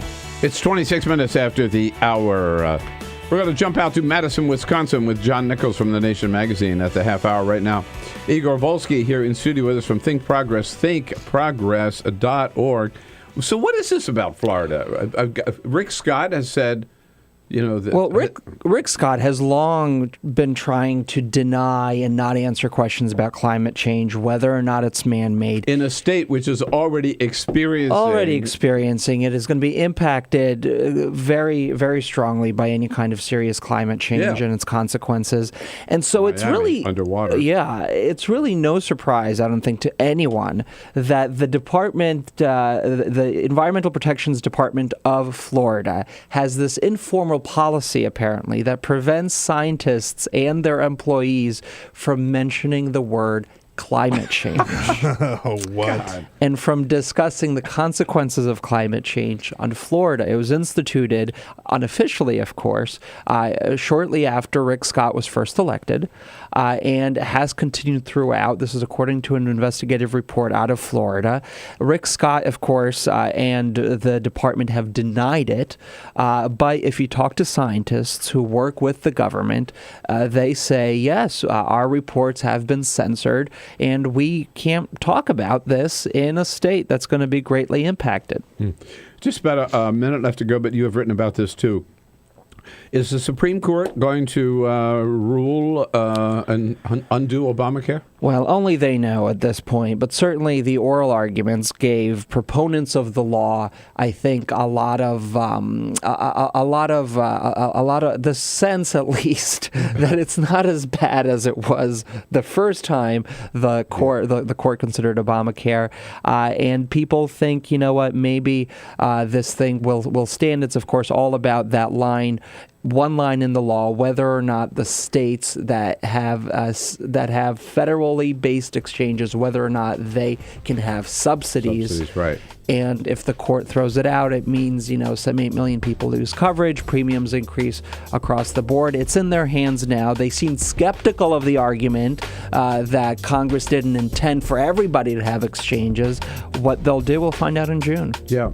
So from the oral arguments, it looked like the law may survive. Igor Volsky, we just scratched the surface of what's on Think Progress today. Check it out, thinkprogress.org. Thank you, Igor. Thank you. This is the Bill Press Show.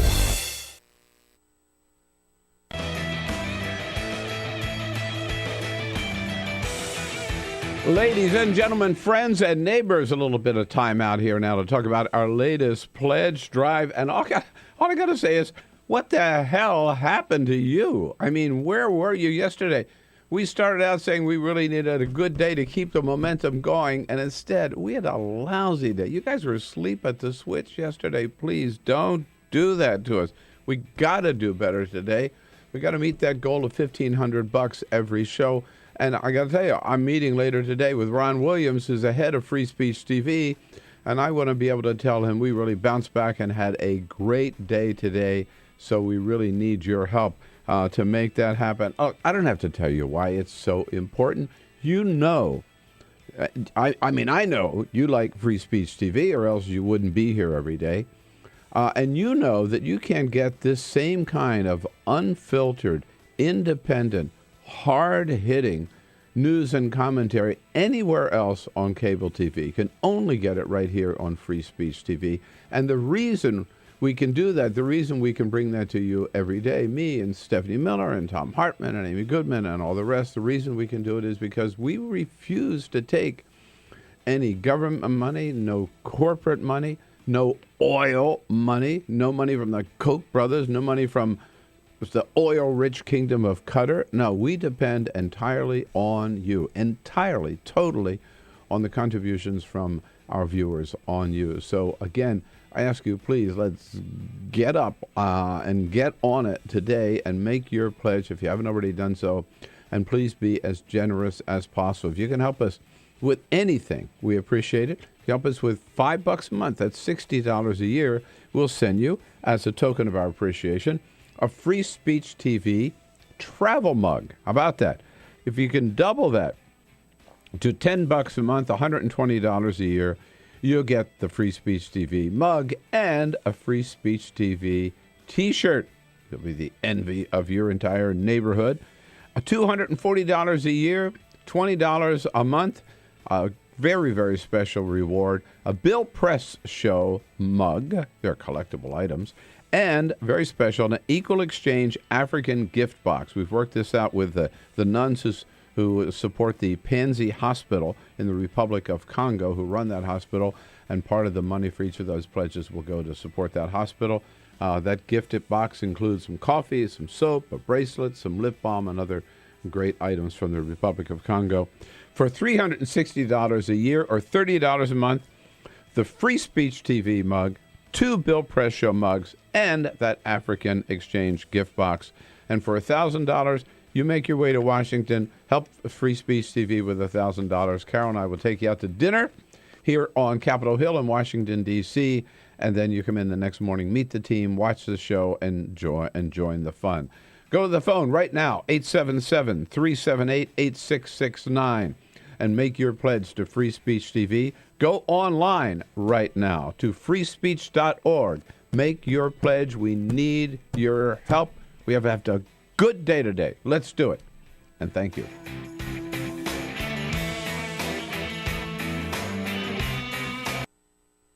So, I'm kind of new here, but I've noticed a trend. My human does this funny thing where she goes around and gets all my toys, and then she hides them in that basket by the door. You know, but it's always the same basket, and it's always in the same place. And then she acts so surprised when I find them, but, you know, she's putting them in the same basket. Again. It's like, hello, that's where you put it last time. You were the worst at hide and go seek.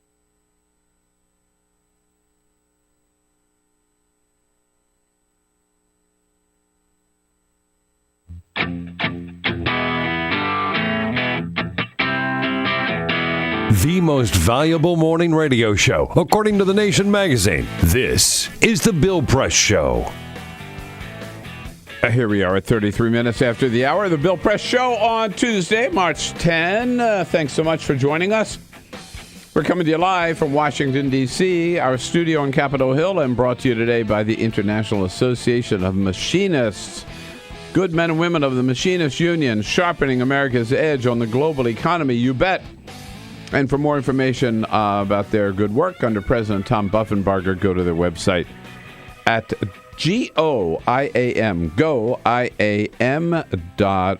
The spotlight today in a couple of ways on Madison, Wisconsin, home of our good friends there at 92.1 The Mic. Proud to be with them every morning. Protesters at the state capitol yesterday, again, on a couple of fronts. Some out to protest Scott Walker's signature on the right-to-work legislation for Wisconsin, and others protesting police action last Friday night when a white police officer shot and killed an unarmed black teenager in Madison. The banner I see in the big picture in the New York Times this morning in the state capitol, Black Lives Matter. They're on the scene in Madison, Wisconsin. Washington correspondent for The Nation magazine, our good buddy, John Nichols. Hey, John, good Tuesday morning to you. Well, it's good to be with you, my friend. I'm afraid when you tell about all the things happening in Madison, I'm not sure that it fully rises to good Tuesday morning. No, right. Let's start with this police shooting. John, one thing, first of all, tell us kind of what happened as you know it, and then also the response to, on the part of the police department, a striking contrast to the response of the police department in Ferguson, Missouri. Absolutely. And, well, first off, what happened is that on Friday night, relatively early in the evening, this was not a late night incident, there was reports of a young man who was maybe dodging in and out of traffic, maybe was hassling some folks, something, a couple of reports came in. Police officers came to the area. The young man named Tony Robinson, we later learned, ran into a house, I believe his house, and it's in a residential, commercial neighborhood, very popular street in Madison called Williamson Street. Shortly thereafter, a police officer got there, and I've heard the police tapes, very calm, said, okay, I'm going to go in here, and so he goes in, and that's where we don't know. I could tell you a lot of stuff, but it would all be speculation. He goes in within seconds. We're talking about maybe 20 seconds, 25 seconds. 5 shots are fired. Woo. This kid is dead. And now... And this kid who is unarmed, correct? And the police, this is the interesting thing. We don't know what happened, upon the entry into that room. We're going to learn a lot. There's investigations going on. But very, very quickly, and I give the police credit for this, the police chief, very, very quickly they announced they found no gun. He was unarmed, or they said no evidence of a weapon of that sort. And the truth of the matter is, it was a shocking incident, I think, for a lot of Madisonians, because while I don't think anybody would tell you the Madison police are perfect, in fact, I don't think the Madison police would claim that. They have historically, or at least in the last 2 decades, had a reputation as being pretty innovative on training, having a lot of background on how to dial incidents down. There was actually an incident, roughly around the same time on the other side of town, where somebody shot at some cops, and the cops didn't shoot him. In fact, de-escalated the situation and got it settled peacefully. And that's sort of what's thought of as the Madison model. And here you had this incident where this unarmed young man gets killed. It was shocking. I think it was shocking even to the police. And the police chief has been incredibly present, going immediately or very quickly to meet with the family, being in the community, talking a lot. But with all of that said, very, much different response than many other places. With all of that said, this incident has raised the question of, in a situation where you have, by all accounts, well-trained police officers who are skilled in dialing things down, avoiding terrible results. A terrible result occurred, and it's caused everyone, but especially a lot of young people in Madison, to ask, what are we doing wrong? What do we need to do differently? How, and that has sparked real demonstrations. Incredibly disciplined. And right. Yeah, from everything I've seen, absolutely. And I could tell you, this runs deep. Tony Robinson's half sister, I believe, goes to my child's school. He's got other family and other schools here in town. People know by friend of a friend his family, and a lot of people also know the police officer. And so yesterday, something quite remarkable happened. Students told their teachers, and I think also told their parents, that they needed to do something. And so there was a massive walkout of junior high and high school and college students from the UW. And, Bill, I know you've seen a lot of demonstrations, but this was quite a remarkable thing. Kids walking a mile, 2 miles from their schools to the state capitol.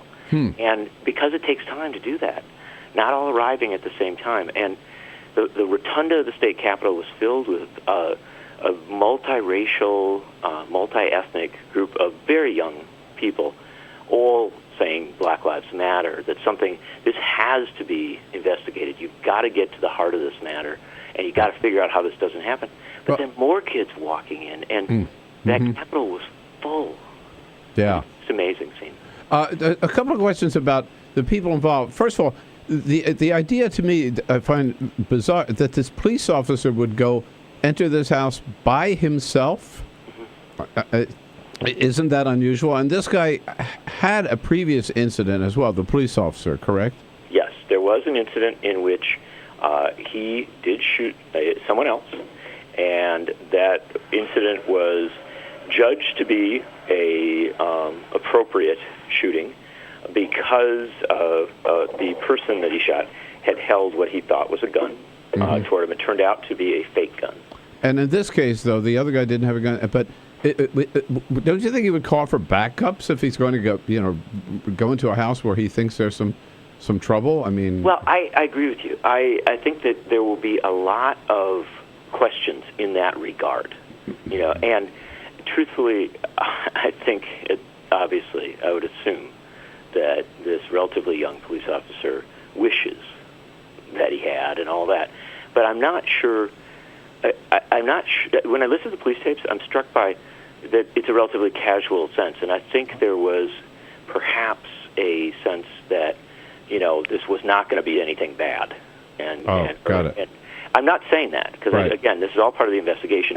But when you listen to the police tape, you don't hear a tenseness to it. No, I've heard the tape over and over. And then on the part of Tony Robinson, I mean, his uncle. I saw his uncle yesterday was saying, that this kid was no, altar boy, right? He wasn't perfect either. I mean, he had had some problems in the past too. Yeah, but I'd caution on that. Because at the end of the day, and this is something we have to learn about all these incidents.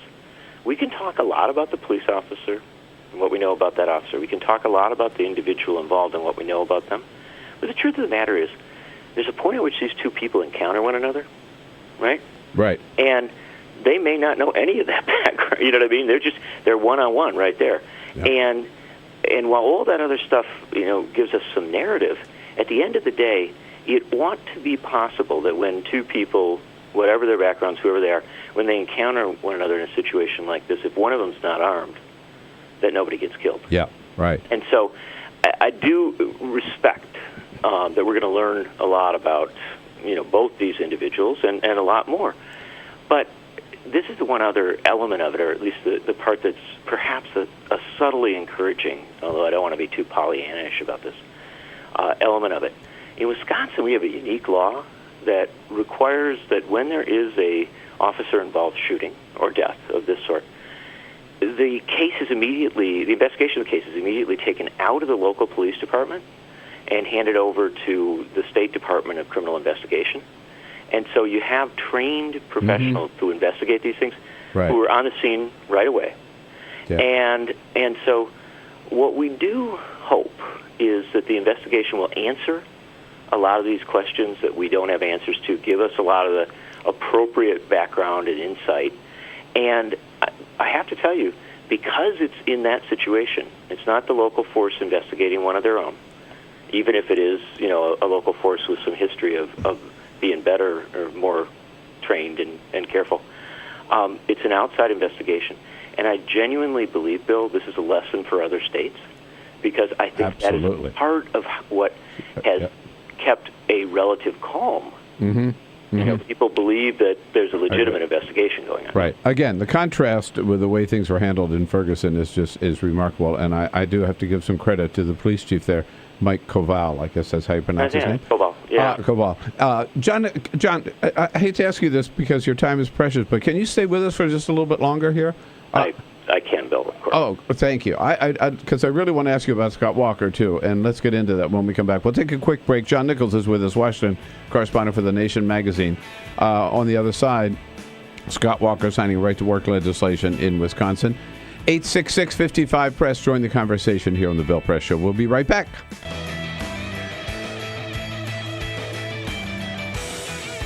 Ladies and gentlemen, friends and neighbors, a little bit of time out here now to talk about our latest pledge drive. And all I got to say is, what the hell happened to you? I mean, where were you yesterday?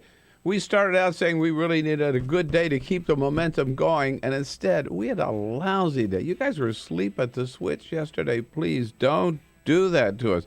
We got to do better today. We got to meet that goal of $1,500 every show.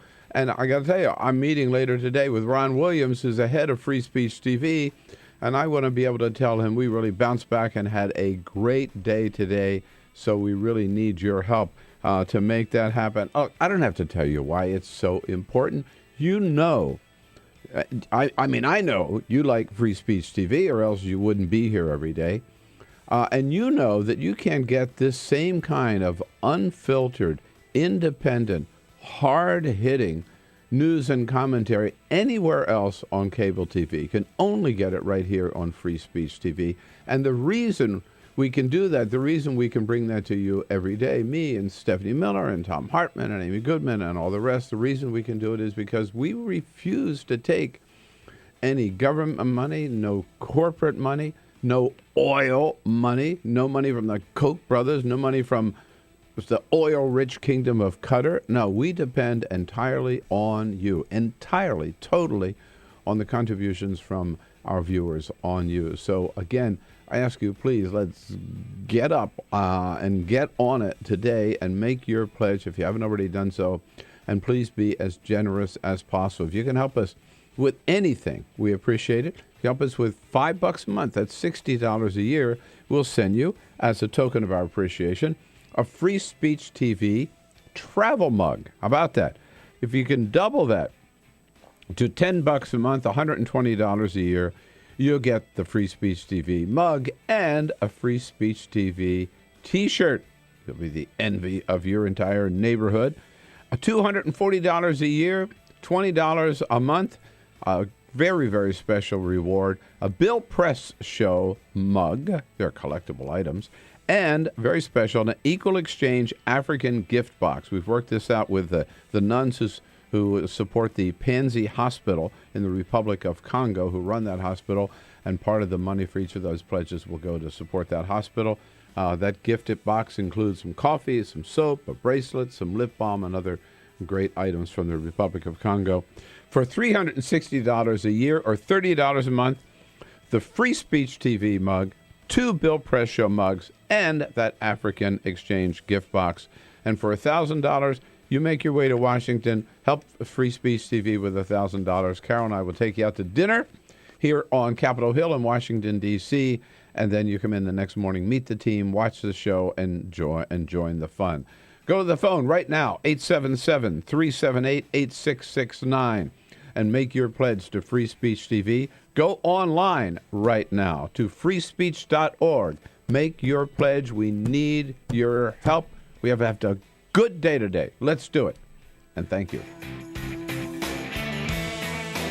All right, 12 minutes now before the top of the hour. At the top of the next hour, Melanie Sloan used to be with Crew, now with Triumph Strategy here on the Bob Menendez situation. We're talking now with John Nichols, Washington correspondent for The Nation magazine, about the latest out of Scott Walker in Wisconsin. Back in 2012, Scott Walker said, "I have no interest in a right-to-work law in this state. We're not going to pursue that in the remainder of our term, and we're not going to pursue it in the future." And yet, 2 days ago, he signed a right-to-work measure, or yesterday it was, in Wisconsin.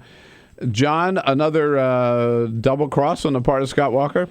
Well, this one's got a little more of the taste of the ill-doing to it. Because you're quoting 2012, that's ancient history. In 2014, in the weeks before the gubernatorial election, when the polls got relatively, or actually quite close, there were points where I think Scott Walker thought he was fighting for his political life.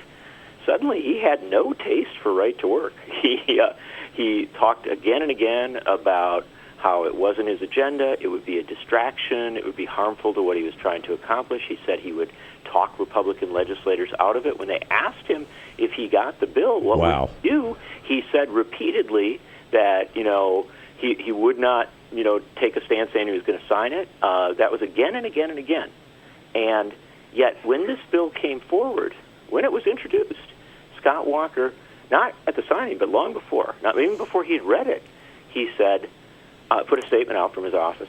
I've always been a supporter of right to work. I sponsored right to work legislation. I'll sign the bill. And you're sort of like, okay, what happened between 2014 and 2015? Well, the answer is Scott Walker is running for president of the United States on the theme that and this is important, that his primary experience, what makes him ready, not just to govern the United States, but to deal with the challenges of the world, is fighting with unions. Yeah. Yep. So this is part of his theme. It's part of what he's doing. Well, hey, if he can fight with unions, remember, he knows how to fight with ISIS, right? He has said, He said that. I know. And then he doubled down on it in other statements. And most remarkable yesterday, because it's clear this is a deeply divisive issue, one that literally pains not just the traditional labor community, but a lot of folks have come to understand that right-to-work laws don't raise wages, they don't bring jobs, that they actually do a lot of harm, especially social harm. The highest, just pause on that point. As you've written in The Nation many times, I mean, the highest unemployment rate, the lowest wages are all in the right-to-work states. Exactly. The data is there, and there's good studies on Wisconsin saying it would be bad for Wisconsin. And yet yesterday, knowing all the division, knowing that thousands have come to the Capitol to ask him not to do it, he posed for a picture surrounded by Republican legislators, not signing the bill, but holding the bill up with his big signature on it so everybody could see it. It was almost an in-your-face, in fact it was an in-your-face political gesture, very much the gesture of a presidential candidate. But I would suggest to you, and you tell me, because you knew him or dealt with him, do you think that Scott Walker's mentor, Ronald Reagan, would ever have done something like that? I mean, I know Reagan might have signed something you didn't approve of. Yeah, no. Actually pose for pictures holding the bill up. I just thought it was a very, I'll be blunt with you, I didn't think it was the act of somebody who's quite ready for the Oval Office. Well, I mean, I seems think to be the guiding principle in a lot of his actions these days. Yeah, and it seems to me I don't understand this whole Scott Walker boomlet, right? I mean, I think it's very short-lived. Well, you may be right, but I hope it is at any rate. Understand, Bill, and you know this about politics. You can't beat anybody, or you can't beat somebody with nobody. Mm-hmm. But right. also the great old English phrase, in the land of the legless, the one-legged man is king. Yeah. Scott Walker has connected with a lot of folks, and part of why he's connected, in my view, is that he has painted himself as an absolutist, as somebody who will, do incredibly unpopular things, incredibly crude acts as regards public employees, unions, a whole host of other things. And I think for a portion of the Republican base that is deeply impassioned, and frankly, I think some folks who really want to be angry, he has spoken to them quite well. Yeah, no, that's why he sort of bridges this divide. In that respect, the Tea Party people like him, even though he may not be Tea Party in origins, and yet then they also like the fact that he's got some executive experience. So you put those two together, which probably explains why he is where he is in the polls today. But I'm just waiting for somebody to pop that bubble. Can I offer you a notion on popping bubbles? Yes. There's a family, originally out of Connecticut, but they've now adopted some Texas accents, that's surprisingly good at popping the bubbles of candidates that get in their way. You can ask Bob Dole, and I believe what his line was, stop lying about my record. You can ask John McCain, who had some pretty ugly in South Carolina.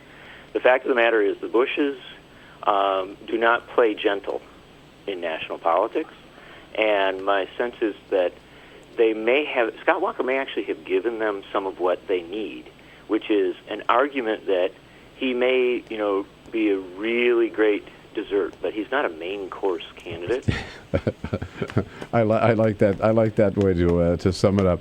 John Nichols, always good to visit with you, my friend. Get back to Washington here. We haven't seen you in a while. So, I look forward to it. Fortunately, too much has happened in Madison. Yeah, that's right. Maybe you better stay there for us, too, so you can report in. Thanks so much, John. Always good to talk to you. My best. Take From care. The Nation magazine, John Nichols, thenation.com. This is the Bill Press Show.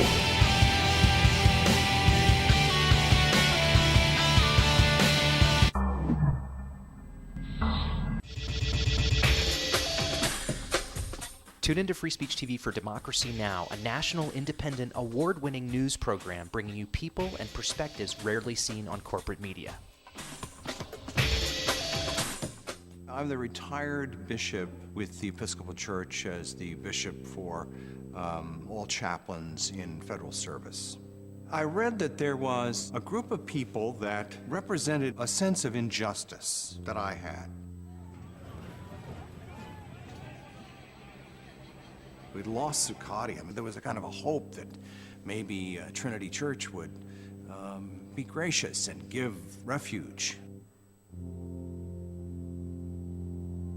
We picked this day where we would gather and demonstrate that Trinity was closing its ears to what was happening. We marched around the block, and I realized that, my goodness, they're carrying a ladder. And I thought, well, this is the moment.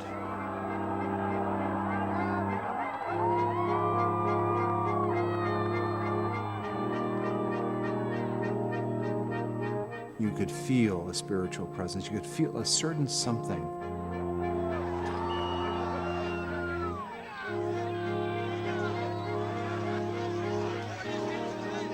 And then the cops came in. It got brutal. I'm with you right here. Robin, I'm here. The church needed, in this moment in history, to stand alongside of these protesters. The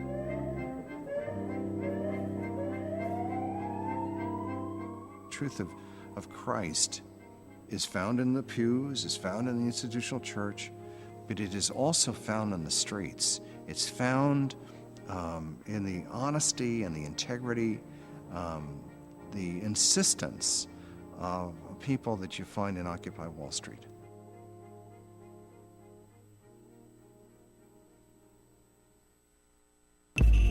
Tune in to Gay USA with hosts Ann Northrup and Andy Hum for in-depth coverage of lesbian, gay, bisexual, and transgender news. Watch Gay USA every week, only on Free Speech TV. What the frack? What the frack? What the frack? What the frack? President Obama, are you fracking kidding me? Reopen the EPA studies. In Texas, Wyoming, and Pennsylvania. Fracking pollutes our oceans. Fracking poisons our water. Fracking makes climate change worse. Fracking relies on toxic chemicals that cause cancer. Ban fracking now. Ban fracking now. Go on. Ban it. Ban fracking now. Please.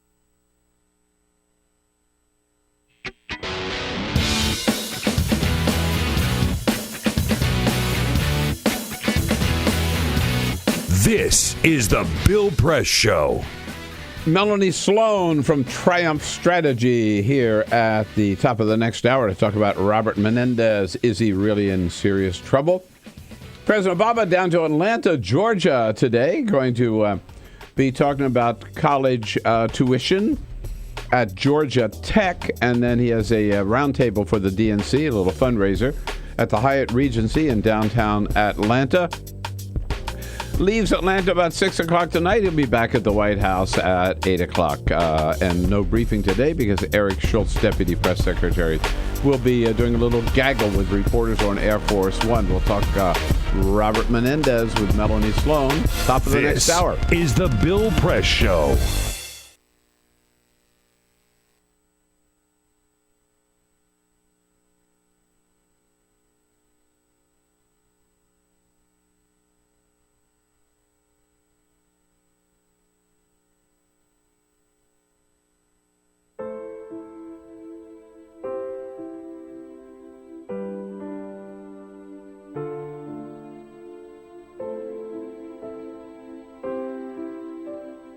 I have run these canyons for 6 million years.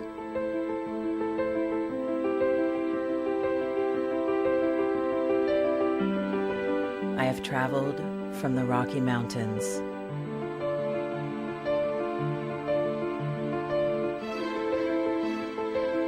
to the deserts, through scorching heat and freezing cold, from the land of the dinosaurs to fields of food.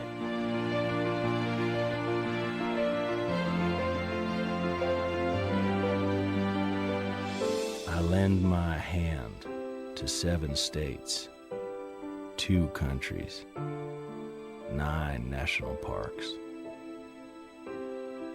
and 36 million people across an arid West.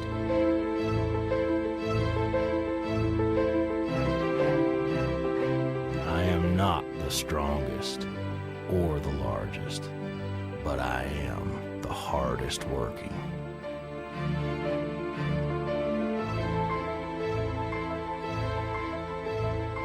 People love me. My playfulness, My beauty. my power,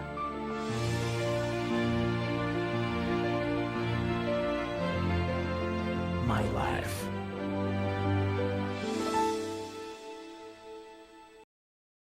But I don't think I can offer any more. I am tired. I am tired, tapped, and tied.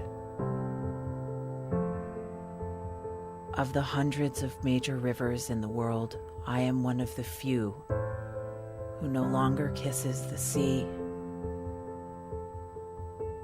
Battles to harness my soul have been won and lost. Use me wisely, and I will sustain you. Use me like you have, and I will break. My name is Red. The Grand River Red. The American Nile. The Canyon Maker. I am the Colorado River. And I am the most endangered river in America.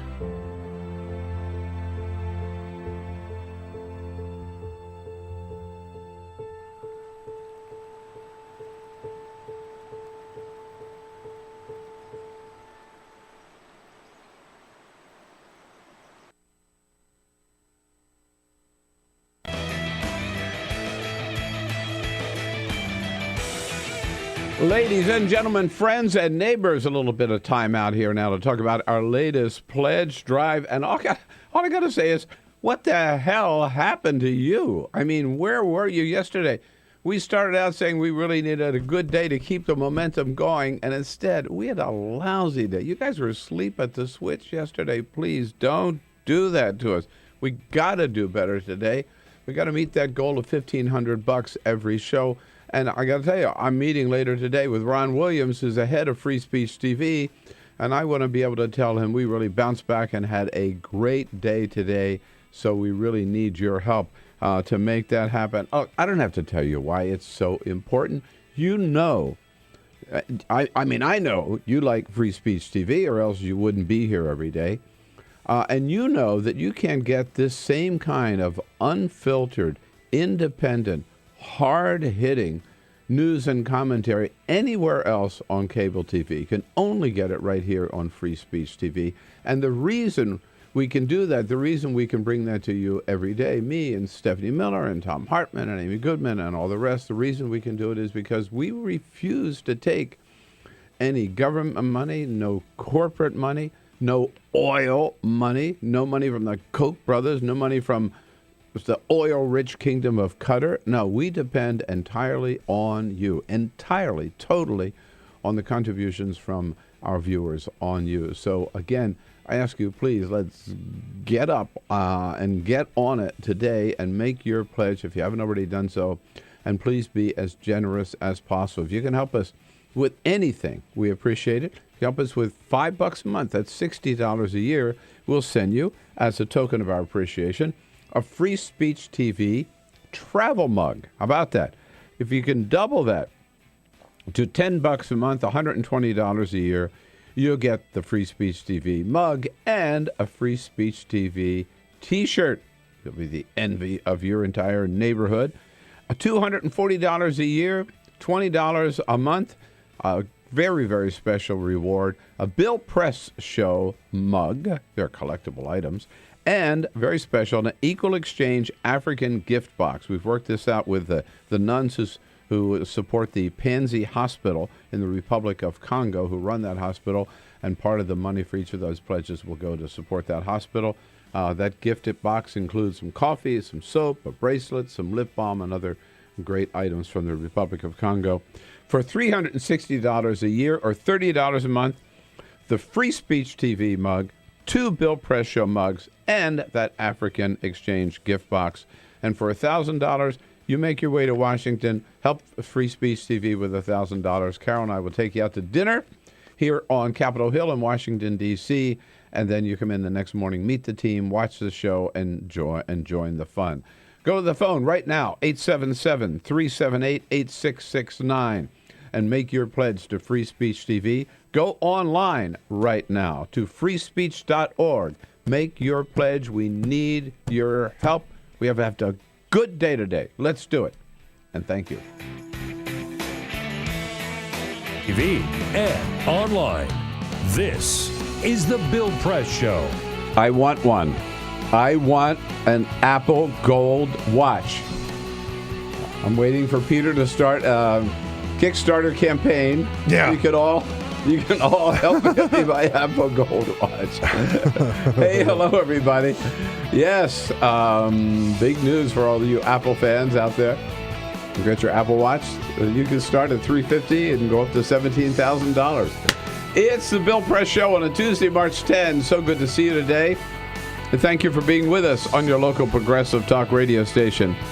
Thank you for tuning in on Free Speech TV. Here a little delayed action on Free Speech TV, 5 p.m. Eastern. And whether you're watching or listening, it's good to have you with us as we tackle the news stories of the day and give you a chance to sound off about it. You know how to do so. Just give us a call at 866-55-PRESS. Love hearing from you. Send us your comments on Twitter at BP Show or on Facebook at facebook.com/Bill Press Show. I'm very pleased to welcome a good friend back to the studio today. You saw her often here in her form as Executive Director of Crew. Now starting her own business, Triumph Strategy, but still keeping on top of all these important issues here in Washington, D.C., particularly when it comes to corruption of public officials. Melanie Sloan. Hi, Melanie. Nice to see you. Hi. So nice to be back with you all. Congratulations on your new venture. Thank you so much. All right. And you know our team here, Peter Ogburn and Elisa Murphy. Hey, good morning. Elisa Cruz there on the phones, ready to take your calls at 866-55-PRESS and Cyprian Bolding. He's got the video cam going and keeping us all looking good. And Peter, you were excited about this big announcement yesterday. It turned out it's a amazing device, this new Apple Watch, right? Yeah. It's there are different versions, right? There's the sporty version, and then there's the mid-range version, and then there's the Cadillac, the solid gold. Solid gold starts at 10,000, goes all the way up to 17,000. But there are a lot of cool innovations there. You know, a lot of people wearing. There's a big business for these activity trackers, either a wristband or a pedometer that you wear, or something like that. This watch replaces all of those because it'll monitor your heart rate. It acts as a pedometer. You can keep your a lot of your personal health information right inside the watch, right on the watch. And it also makes phone calls and tells time. I was going to say, you can also find out what time it is. Remarkably. So the question is, will you need a smartphone and your Apple Watch, though? Are they cutting into their own business? Well, no, maybe they're upping their business, right? You'll need both? You could... I think I think the idea is you could use just one, right? Right. But Apple wants to sell as many products as they can, right? Like there is an argument that you technically don't need an iPad because your phone can do a lot of that stuff too. But the iPad is a little handier in some cases. It is just amazing what this new Apple Watch can do, as David Letterman pointed out last night. Here's the Apple Watch. Here's what you get. It'll get email. Your Apple Watch gets email. You can send texts on the Apple Watch. There you go. Has a corkscrew. Has a nail clipper. Has a toothpick. Has scissors. Has a saw. Has an awl. Has tweezers and a compass. And if you put it on the floor and stand on it, it'll tell you how much you weigh. There you go. Perfect, right? So it's a Swiss Army knife. I wouldn't stand on a $17,000 watch to see if it weighs you. Anyhow, we'll see. You know what? They're going to sell a mess of them. I'm sure they will. Yeah. So Melanie Sloan here with us for the first half hour. We'll get into the situation facing Senator Bob Menendez in just a second. Kate Nocera from Buzzfeed, covers Congress for Buzzfeed, will join us at the half hour. But first, Peter, this with the big stories of the day. Just a couple of other stories making news. Scandal at the Crufts Dog Show. Yeah, right? Well, this is a scandal of a different breed, if you will, because at the Crufts Dog Show, a prize-winning Irish setter that goes by the name of Jagger has died due to poisoning. Oh, my Someone fed the animal laced poisoned beef, and it passed away. Now, the Crufts Dog Show is saying that they can't imagine that it would be a competitor in the dog show that would do this, right? But they're investigating. We will see what the deal is. We'll see who poisoned the animal. So stay tuned, but there is a scandal brewing there. But you know the backstory. It's true that the owners had two dogs in the show, and the number one dog was like the brother of Satisfaction.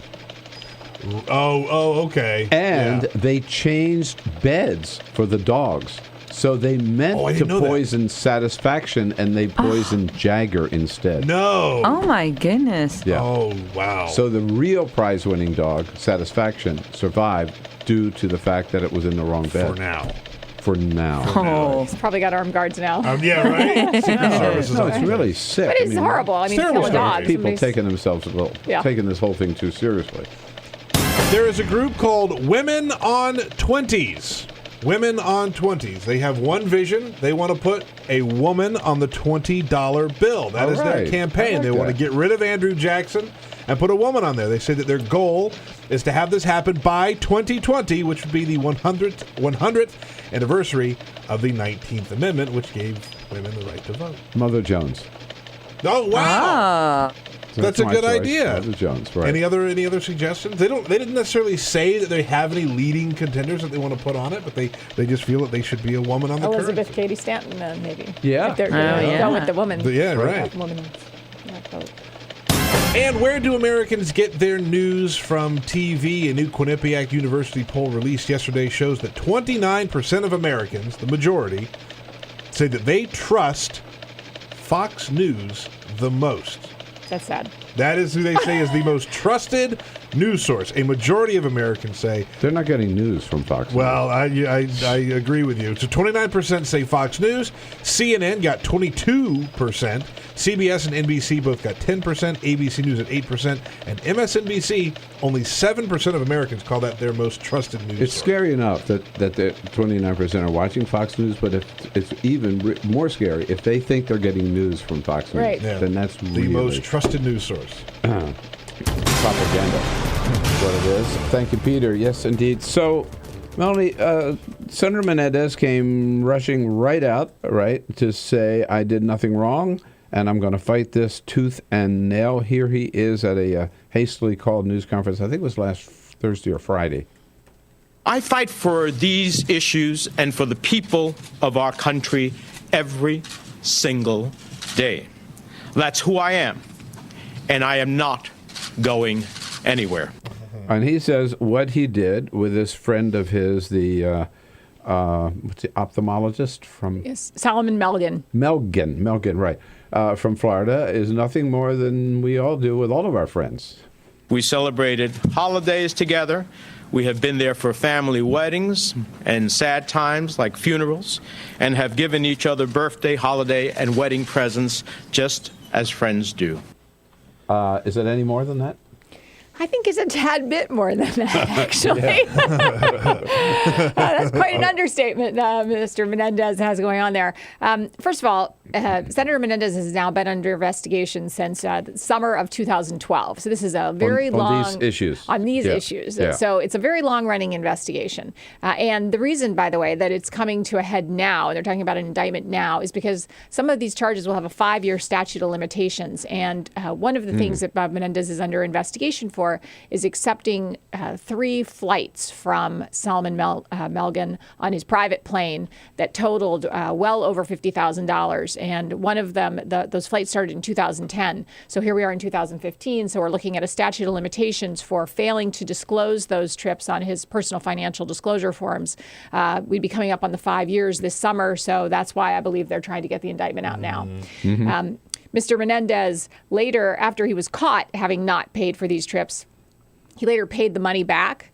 But that's just really not how criminal law works. Once you're caught, you don't just get to pay it back and say, no harm, no foul. Yeah. Wouldn't every bank robber love that? Or you rob a 7-Eleven, oh, you caught me, so I'll give the money back and then we'll call it a day. But that was sort of Menendez's plan of how that should work out, and it didn't. And then it turns out that in addition to those kinds of things, as this investigation has gone on, it turns out Senator Menendez has done a whole lot for Dr. Melgen. He has made numerous calls to the Center for Medicaid and Medicare about Medicare reimbursements for Dr. Melgen. And Dr. Melgen is one of the highest recipients in the country of Medicare reimbursements. So he was apparently complaining about some reimbursement issues, and he had Senator Menendez go out on his behalf. And Menendez even talked to Kathleen Sebelius. And we learned yesterday that in addition, Senator Harry Reid, the Senate Minority Leader now, was involved and also was in a meeting with Senator Menendez and the then Secretary of Health and Human Services, Kathleen Sebelius, to push for these reimbursements for for Dr. Melgen. And no one's accusing Senator Reid, by the way, of any wrongdoing. This is something apparently he typically did for his senators, would be help arrange some constituent service issues. But the problem here is Senator Menendez was working for Dr. Melgen, who is not even his constituent. Dr. Melgen is a Florida resident, and here it is, he's pushing for all of this. And at the exact same time Senator Menendez is doing this, there are big contributions coming the other way. So that's in addition to the personal gifts. And I imagine actually that there's going to be much more than these 3 flights that we know about. There's probably going to be other lavish gifts that were given to Senator Menendez by Dr. Melgen. What I thought was unusual, just to jump in, is that somebody in the Justice Department leaked the fact that they're going to be filing criminal charges against Menendez last week. Well, it's not clear that they leaked it or that there was a mistake made earlier. It looks like something was about to be filed under seal, and then somehow a New Jersey newspaper, a New Jersey law record, got a hold of it and briefly reported on it, and then it was pulled. So there were some papers that came out, it seems, accidentally, and that's how the initial matter was. Normally, when we see a U.S. district attorney or something file charges against somebody, for whatever, they're filed. They have a news conference and they say, boom, we're charging this guy with da. Now here we are still a few days later and they still haven't filed any charges against Right, Menendez. and they haven't said anything. Is this for this came up at our White House briefing yesterday, and Josh Earnest said, I've seen the reports, but nothing's been filed, so there's nothing to talk about yet. Right. It does seem like it's, of course, possible that nothing will be filed, but even since that initial report, many credible news organizations, including the New York Times and CNN, have reported that the Justice Department is planning to file charges against Menendez. So it seems highly unlikely at this point that that's not going to happen. So I want to give you a quick little story. I remember there's a piece of property in where we live in California, in Inverness. It's adjacent to our property. It's a little piece of the national park that had not yet been purchased yet. And when the late, great Senator Alan Cranston, I got to know. And at one time I said, Alan, there's something I want to talk to you about one of these days. And at this event, I'll give you a call or something. He came over to me after. He says, no, what do you want to talk about? And I told him that there's this little 3-acre parcel that was part of the National Institute, hadn't been bought. And I thought the federal government should get that and complete the park. 2 days later, his sister shows up at our house to look at this property. And Alan Cranston puts a rider in some legislation, and they bought that property. Now, I didn't give him any money or anything. I was a constituent, and I raised this issue. And isn't this what people do? What's the statute of limitations on this, by the way? I don't know. I hope But what you did, there's nothing wrong with that. First of all, you are his constituent. If somebody goes to Senator Menendez and says, I got this problem with this Medicare stuff. I'm playing devil's advocate here a little bit. So can you help me out? So he calls Senator Kathleen Sebelius. Isn't that what Congress and senators do? They do for their constituents, so yes. So there's certainly a difference between being a constituent and being a high-dollar donor. Not that you shouldn't, therefore, do things for donors who are also constituents. Right. But again, let's go back to Dr. Melgen is not his constituent. He's just his friend and an incredibly generous donor. And often the donations seem timed very close to when Senator Menendez has done something on Dr. Melgen's behalf. And I think that's what's so troubling. Is there a quid pro quo? Dr. Melgen also has been under a criminal investigation himself. Shortly after the Menendez stuff broke in 2012, the FBI raided Dr. Melgen's offices in Palm Beach. Dr. Melgen may well, at this point, have been talking to the FBI. So we don't know, given his own criminal situation, what he may have offered about whether or not there was a direct exchange. So but that's going to be one of the questions. Yes, that's, of course, going to be the question. Was there a bribe? What did Dr. Melgen pay Senator Menendez to use his position as a U.S. Senator to help advance Dr. Melgen's business interests? If he is charged, Senator Menendez, does he automatically lose his seat? No, he doesn't automatically lose his seat, not by a long shot. If he's charged, it may be that the Senate Democrats decide he needs to step down from his post on foreign relations, but not. He's said he'll fight it, and he's staying. And that's, of course, by the way, the same script you always see right till the day they resign and plead guilty. Right. But let me just say there are also going to be some really complicated issues about making this case. There's a section of the Constitution called the Speech or Debate Clause, which protects members of Congress from being investigated about things they do in their official capacity, and whether or not the things Senator Menendez did on behalf of Dr. Melgen, the question will be whether they were official acts within the sphere of his official duties or whether they were outside of that. Now, is it possible, as Senator Ted Cruz has charged, that this is just the Obama administration getting even with Senator Menendez because he opposes President Obama on Iran? Right, and that's just completely ridiculous. And the reason that's completely ridiculous is, first of all, the Justice Department started investigating Senator Menendez in 2012. That is long before this issue came up. Right. Secondly, as I said, the reason I think it's going forward now is the statute of limitations question, nothing at all to do with Iran. And why would a Democratic administration be interested in going after a Democratic senator who's going to be replaced if he has to step down by Chris Christie, the Republican governor, is going to have a chance to name a Republican senator. So that just really makes no sense. All right. Melanie Sloan is with us. Triumph Strategy, triumphstrategy.com. Scandal, corruption, that's her game. Now, we're going to move on from Senator Menendez to Congressman Aaron Schock, who's got himself in a little bit of hot water, too. There's no end of people in Washington in trouble. We'll be back with Melanie in just a minute. This is the Bill Press Show.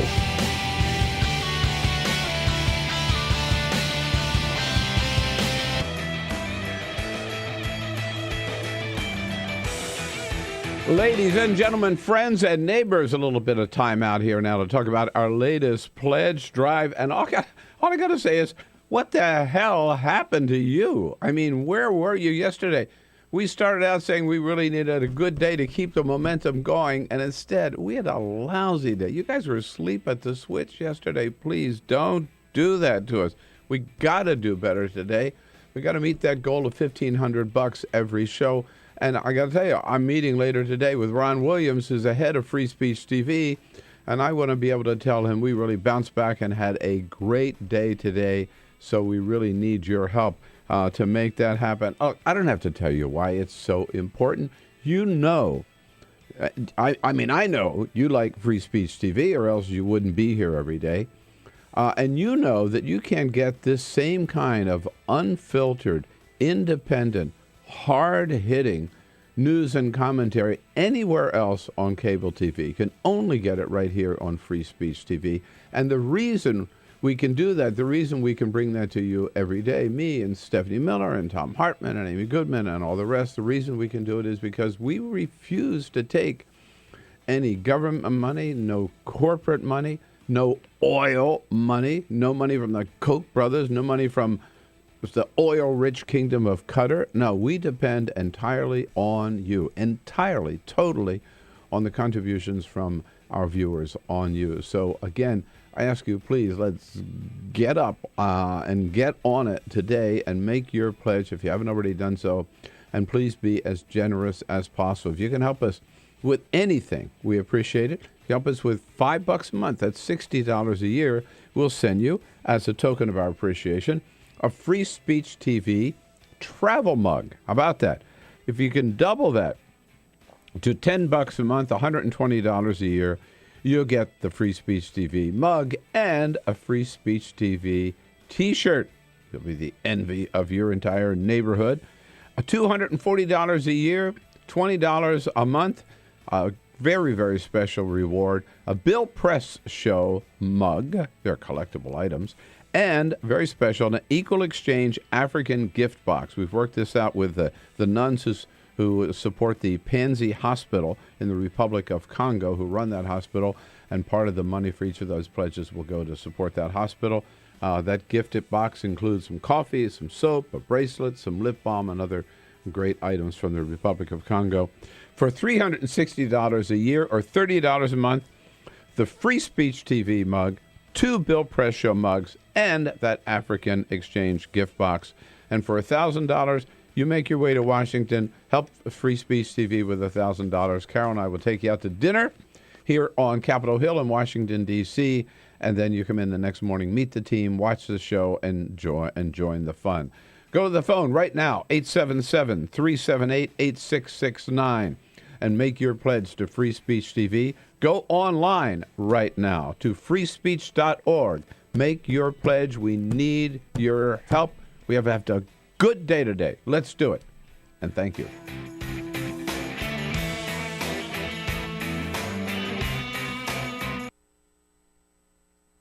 Two anti-government, self-described revolutionaries have shot up a pizza restaurant as well as a Walmart in Las Vegas. The internationally syndicated political series, The David Pakman Show, provides progressive talk, analysis, and interviews with the nation's youngest radio and television host, David Pakman. Find out more and catch up on all the latest episodes by visiting our website at freespeech.org.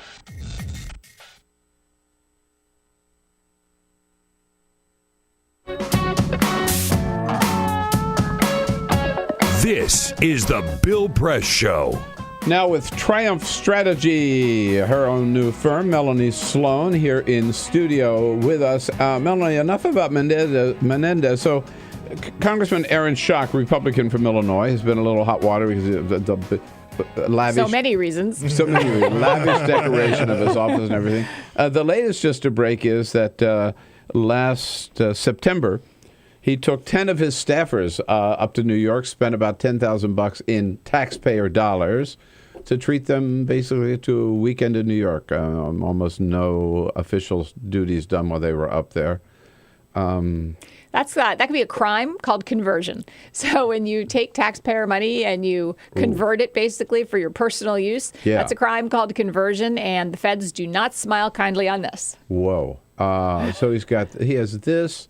He had some other air travel he didn't report, right? He has had any number of problems at this point. There was some private air travel. There was an issue about selling property for more than it was worth to somebody associated with Caterpillar, a company in his district. What is it that happens to these guys when they get elected? They just see the gravy train and want to jump on board? Or I think so. I think Aaron Schock was suddenly, he was young.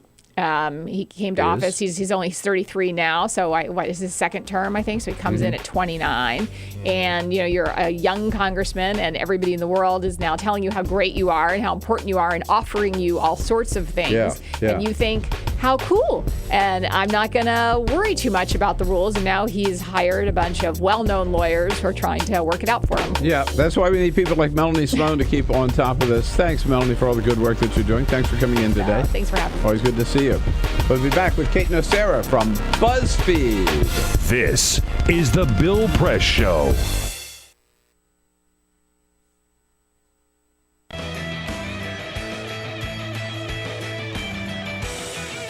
Ladies and gentlemen, friends and neighbors, a little bit of time out here now to talk about our latest pledge drive. And all I got to say is, what the hell happened to you? I mean, where were you yesterday?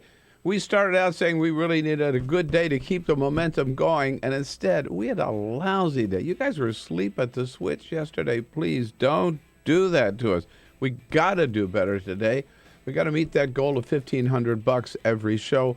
And I got to tell you, I'm meeting later today with Ron Williams, who's the head of Free Speech TV, and I want to be able to tell him we really bounced back and had a great day today, so we really need your help to make that happen. Oh, I don't have to tell you why it's so important. You know, I mean, I know you like Free Speech TV, or else you wouldn't be here every day. And you know that you can get this same kind of unfiltered, independent, hard-hitting news and commentary anywhere else on cable TV. You can only get it right here on Free Speech TV.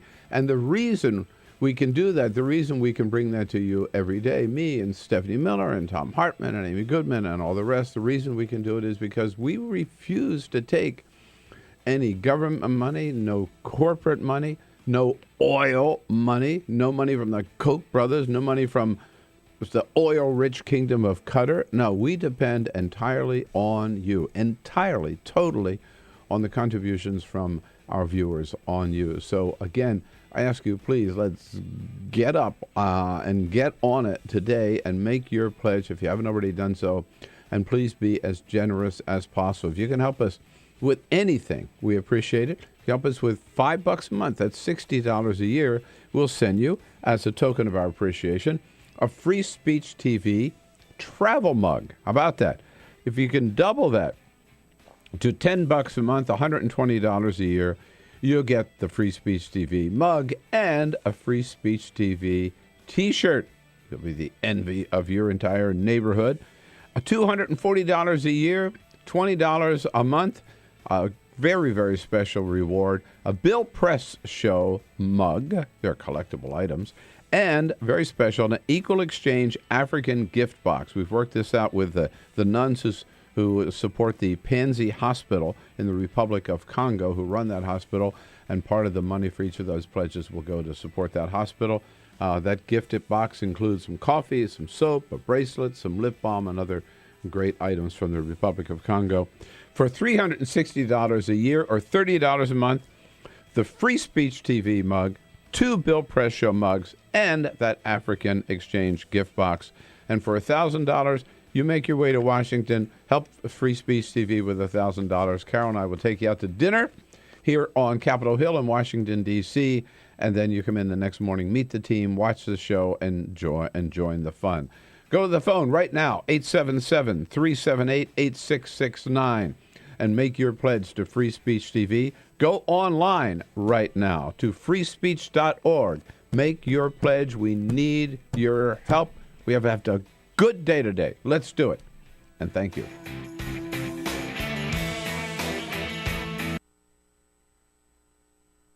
Two anti-government, self-described revolutionaries have shot up a pizza restaurant as well as a Walmart in Las Vegas. The internationally syndicated political series, The David Pakman Show, provides progressive talk, analysis, and interviews with the nation's youngest radio and television host, David Pakman. Find out more and catch up on all the latest episodes by visiting our website at freespeech.org.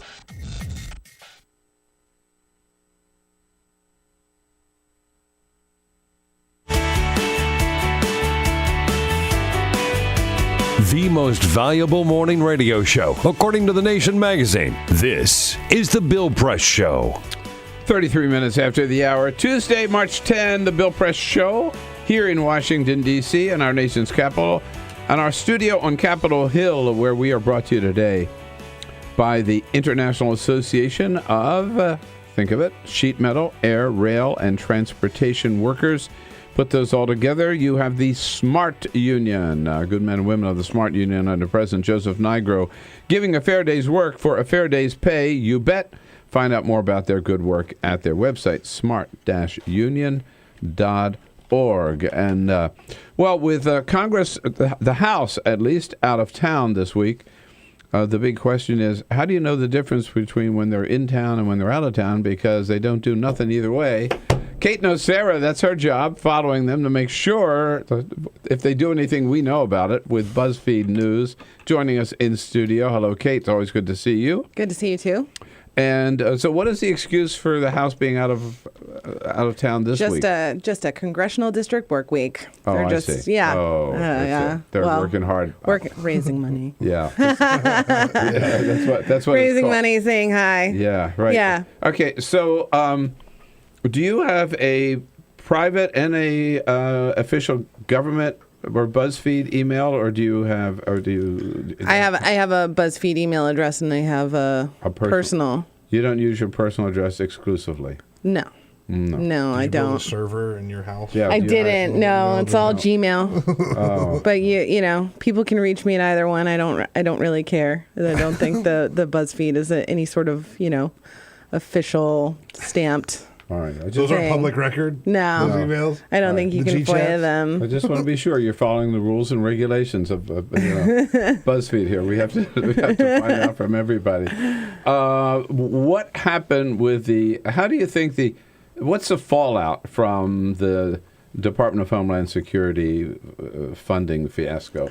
I mean, I think the biggest lesson that I took away from that fiasco was that anything that anyone thought they maybe will be able to do in this Congress is not going to get done. I mean, any kind of, the House had wanted to put on the floor a overhaul of No Child Left Behind. There's a bipartisan bill being worked on in the Senate. That got pulled because of DHS. They said it was because of the scheduling conflict, but really they didn't have the votes for it. There's not going to be tax reform. We all know long ago that immigration was not going to happen. So I think the only thing that we can really look forward to is just the next fight, right? Trade deal? I don't think that has the support to pass. I mean, Democrats certainly aren't going to. It also was pretty apparent that at the heart of the inability to come together on DHS was not just a difference between Republicans and Democrats, but a difference in operations between Mitch McConnell and John Boehner. Right. They weren't on the same page. They didn't speak for several weeks leading. I was stunned when Boehner came out and said, I haven't talked to Mitch McConnell in 2 weeks. I mean, I'm sure their staffs communicated all the time, but this was just very clear. Sort of, McConnell had one way that he was going to go. Boehner had another way that he was going to go, and no one could kind of settle on what they actually needed to do. And it played out exactly as it has played out for the last several years, which is Boehner has a plan. He's going to try and, give conservatives what they want. It's not going to work.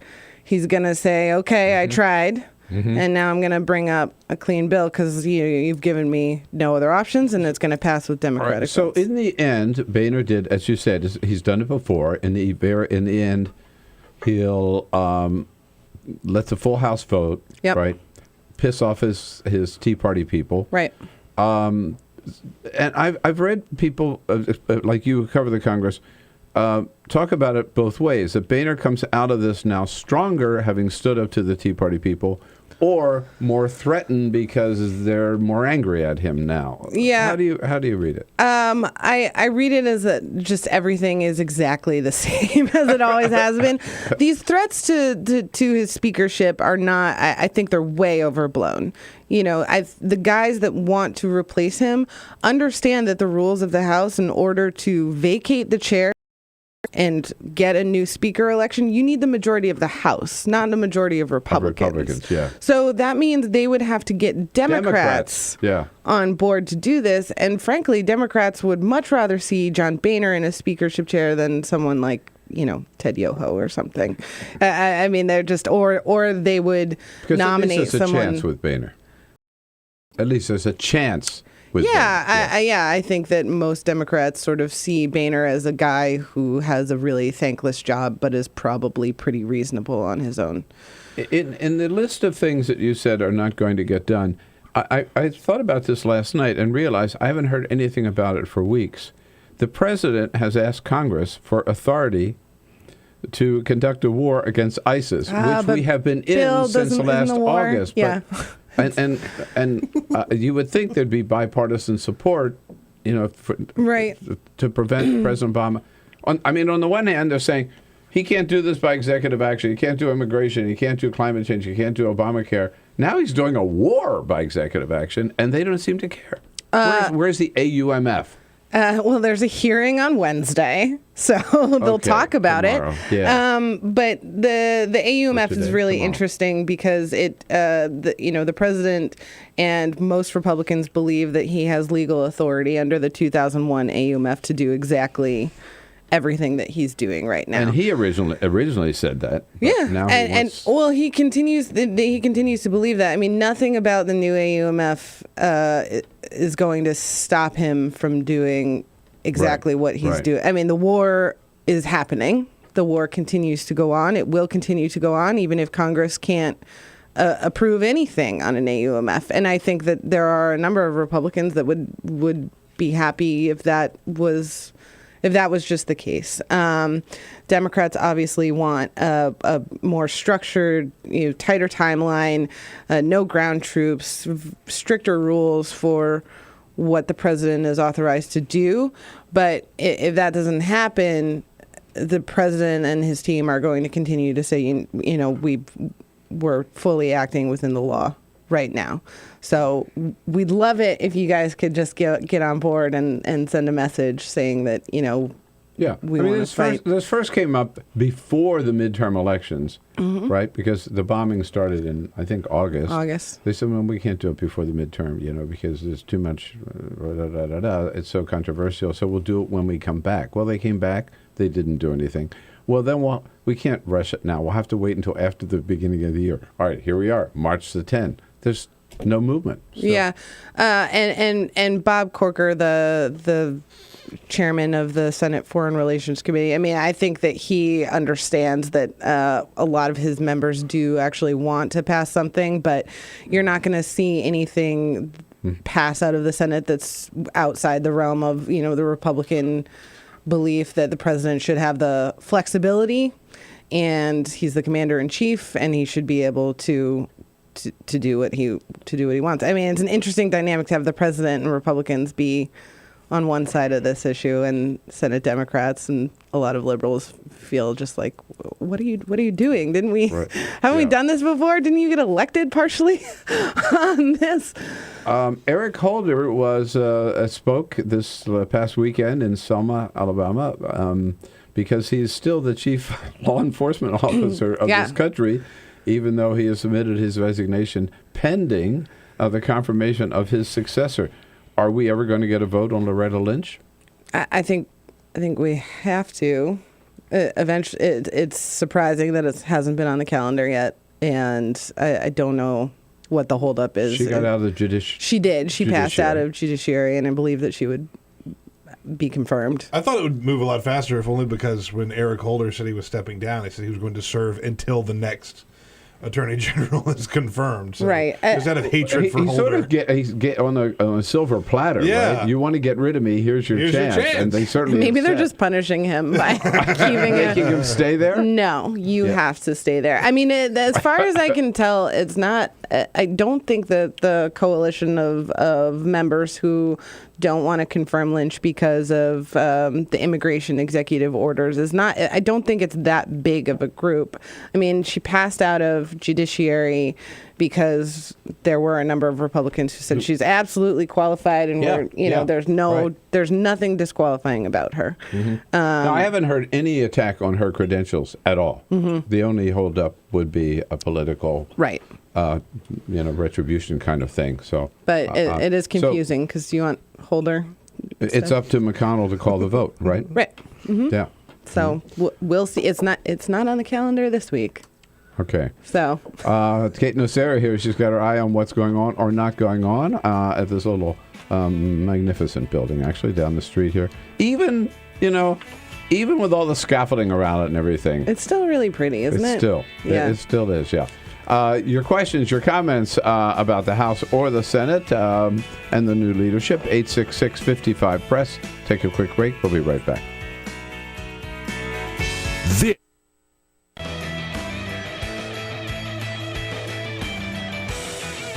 Ladies and gentlemen, friends and neighbors, a little bit of time out here now to talk about our latest pledge drive. And all I got to say is, what the hell happened to you? I mean, where were you yesterday?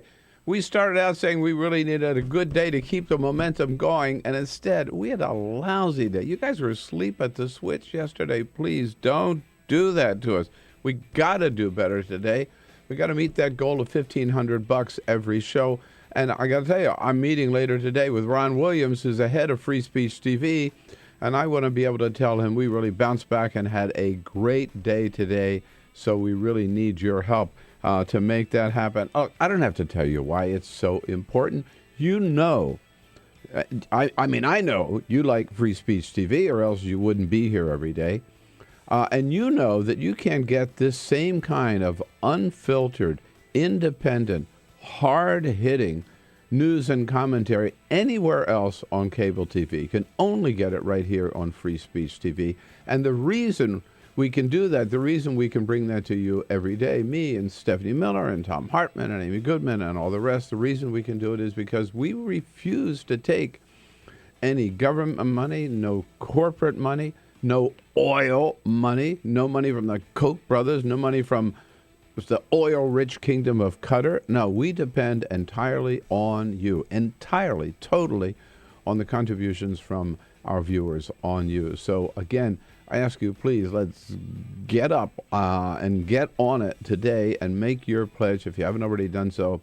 And please be as generous as possible. If you can help us with anything, we appreciate it. If you help us with $5 a month, that's $60 a year, we'll send you, as a token of our appreciation, a Free Speech TV travel mug. How about that? If you can double that to $10 a month, $120 a year, you'll get the Free Speech TV mug and a Free Speech TV T-shirt. You'll be the envy of your entire neighborhood.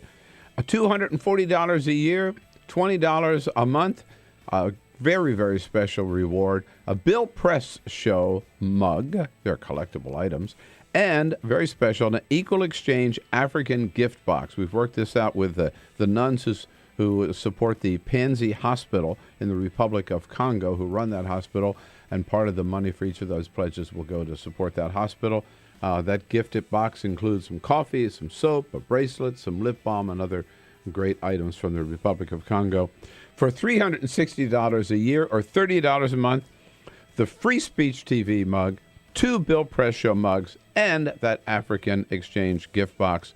And for $1,000, you make your way to Washington, help Free Speech TV with $1,000. Carol and I will take you out to dinner here on Capitol Hill in Washington, D.C., and then you come in the next morning, meet the team, watch the show, and join the fun.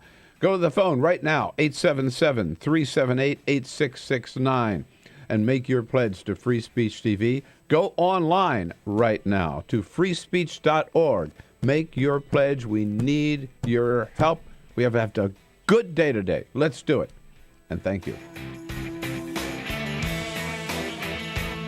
Feed.com. Kate Nocera in studio with us. And we have a little breaking news here during the break. Peter, you want to bring us up to date? Hillary Clinton's giving a speech at the United Nations today, and her apparently afterwards, according to Alex Seitzwald from MSNBC, he says that his sources say that she will have press availability after the speech, and she will address the email situation. I'm trying to find out what time that's going to be. So is this a full-fledged news conference? It's a full-fledged news conference.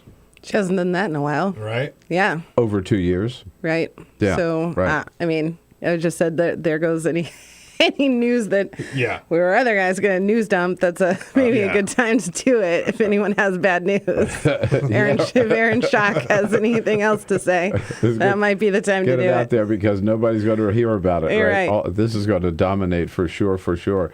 I hope she takes questions, because if she doesn't, there'll just be more questions, right? She has. And I hope she has. Yes. If she doesn't, it would be a I mess. hope she has a good answer about the basic question, Kate. She's had enough time to get good answers. One would think. But the basic question that I haven't heard anybody answer yet is, why did she feel compelled to set up her own email system rather than using the State Department system for her official email? Right. And it was all... Isn't that the big question? It all seems to have been done without telling anyone. Yeah. I'm just going to do this, and that's fine. Right, guys? She's been around government long enough. Yeah. You just go do that. And Evan McMorris Santoro, another friend of y'all's, he did a great story. Your good colleague and our friend. Last week on, he spoke with Ray LaHood, who's the former transportation secretary. Who said, I mean, the rules were really clear. Like, it wasn't like anyone couldn't have known. LaHood says that the rules were very strictly laid out. Everyone understood them. You know, why would it be different for the Secretary of State rather than the Secretary of Transportation or the Secretary of Defense? I mean, they all understood that all of their emails needed to be archived under the law. And that's the key point, is the reason for the rule was the historical archive of the official business of the United States government. Right. In every one of those agencies, certainly in the Department of State. And the rules existed. She violated the rules, no doubt about it. Yeah. She could have her own personal email, but by using her personal email for the official government stuff, not all of her emails were archived. Right. And then they go, well, the State Department says we need to see your emails, and then her staff decides which ones are going to send to the State Department. And the thing is that you never, like, even if she said, "Oh, I'll turn over everything, even my personal emails, and you guys can go through." I mean, how do you know what everything is? She still has control over that. Right. So the latest.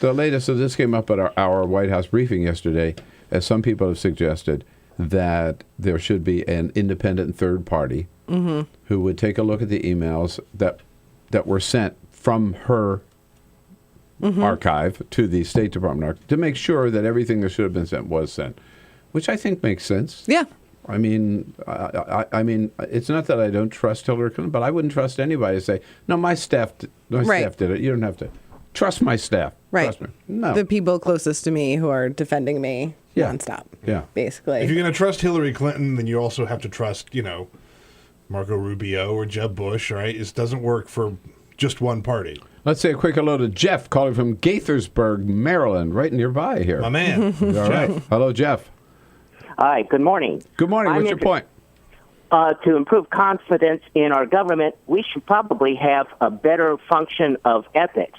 And I would probably say that for doing that, what's wrong with having the Ethics Committee in the Senate to look over the other House, and from the House Ethics Committee to look at our senators? I know that would require a constitutional amendment. However, the problem is that the third-party elected officials looking at the behavior of other elected officials. Yeah, you know what, Jeff? Let's get a comment from Kate on that. So we could have senators looking at Aaron Schock and House members looking at Bob Menendez. I mean, the thing is that Congress. Okay, so there's a reason why you can't FOIA congressional emails. And that's because Congress exempted themselves. They did? Yeah. From federal record, you can't, any communications that you have, those aren't part of the federal records laws. So Congress doesn't really like to change the rules to look into themselves. They tend to give themselves a little bit more space, which I'm not saying is great, but it's this idea of one looking at the other is interesting. I would be happy if the House Ethics Committee really did a serious job of going after House members, and the Senate Ethics Committee really did a serious job of going after senators. Yeah. Too often, I think they all get maybe a slap on the wrist at the most. Right. And then when a member leaves, it's kind of like, oh, well, okay. bye. Like if someone steps down, it's like, all right, well, I guess we investigated them. Yeah. Wow. But, you know what? You've got your hands full, even with the house being out of town, Kate. So I do. Yeah. It's funny because it's like, how many more stories can we write where they can't really do anything, but the fighting is endless. So yeah. All right. Take it. All right. Great to see you. Thanks so much for coming in. Of course. BuzzFeed, of course. BuzzFeed.com. Keep up with Kate and Evan and all the good, John Stanton and all the other good people there. And I'll be back with a quick wrap things up with a quick parting shot. This is the Bill Press Show.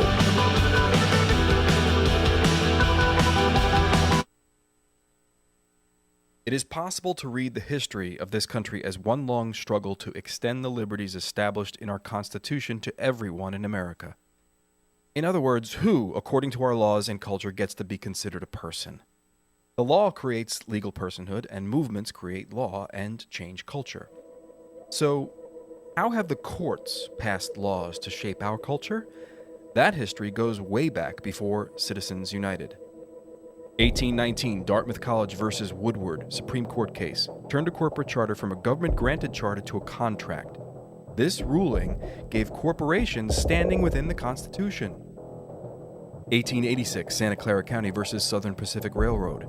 Though the court did not rule on corporate personhood, the decision was subsequently cited as a precedent to hold that a private corporation is entitled to the same 14th Amendment rights of due process and equal protection as human beings. This makes it impossible for us to make laws that treat local businesses any differently than giant multinational corporations, even if their business practices are deemed to be harmful to workers, the environment and communities, or if they have a history of violating the law. Hale versus Henkel, 1906. The court granted corporations the Fourth Amendment search and seizure protection. Dodge versus Ford Motor Company, 1919. The Michigan Supreme Court says the business corporation is organized and carried on primarily for the profit of the stockholders. Stockholder primacy is established. The purpose of the corporation, according to the court, is no longer to serve the public good, as it had been. It is now to maximize profit for shareholders above all else. Pennsylvania Coal Company versus Mahon, 1922. Corporations get the Fifth Amendment takings clause, meaning if you pass a regulation that impacts a corporation's ability to make a profit, that is deemed a taking, and they can sue for the right to future profits lost. This creates a chilling effect, and local and state governments become much more hesitant to pass laws in the public interest for fear that corporations can claim loss of potential profits that cities and states will be on the hook to pay. Buckley versus Vallejo, 1976. The Supreme Court rules that spending money to influence elections is protected under the First Amendment, in effect saying that money is speech. Citizens United versus Federal Election Commission, 2010. Today, the Supreme Court of Chief Justice John Roberts declared that because of the alchemy of its 19th century predecessors in deciding that corporations had all the rights of people, any restrictions on how these corporate beings spend their money on political advertising are unconstitutional. The court's ruling threatens to undermine the integrity of elected institutions across the nation. It's a rejection of the common sense of the American people.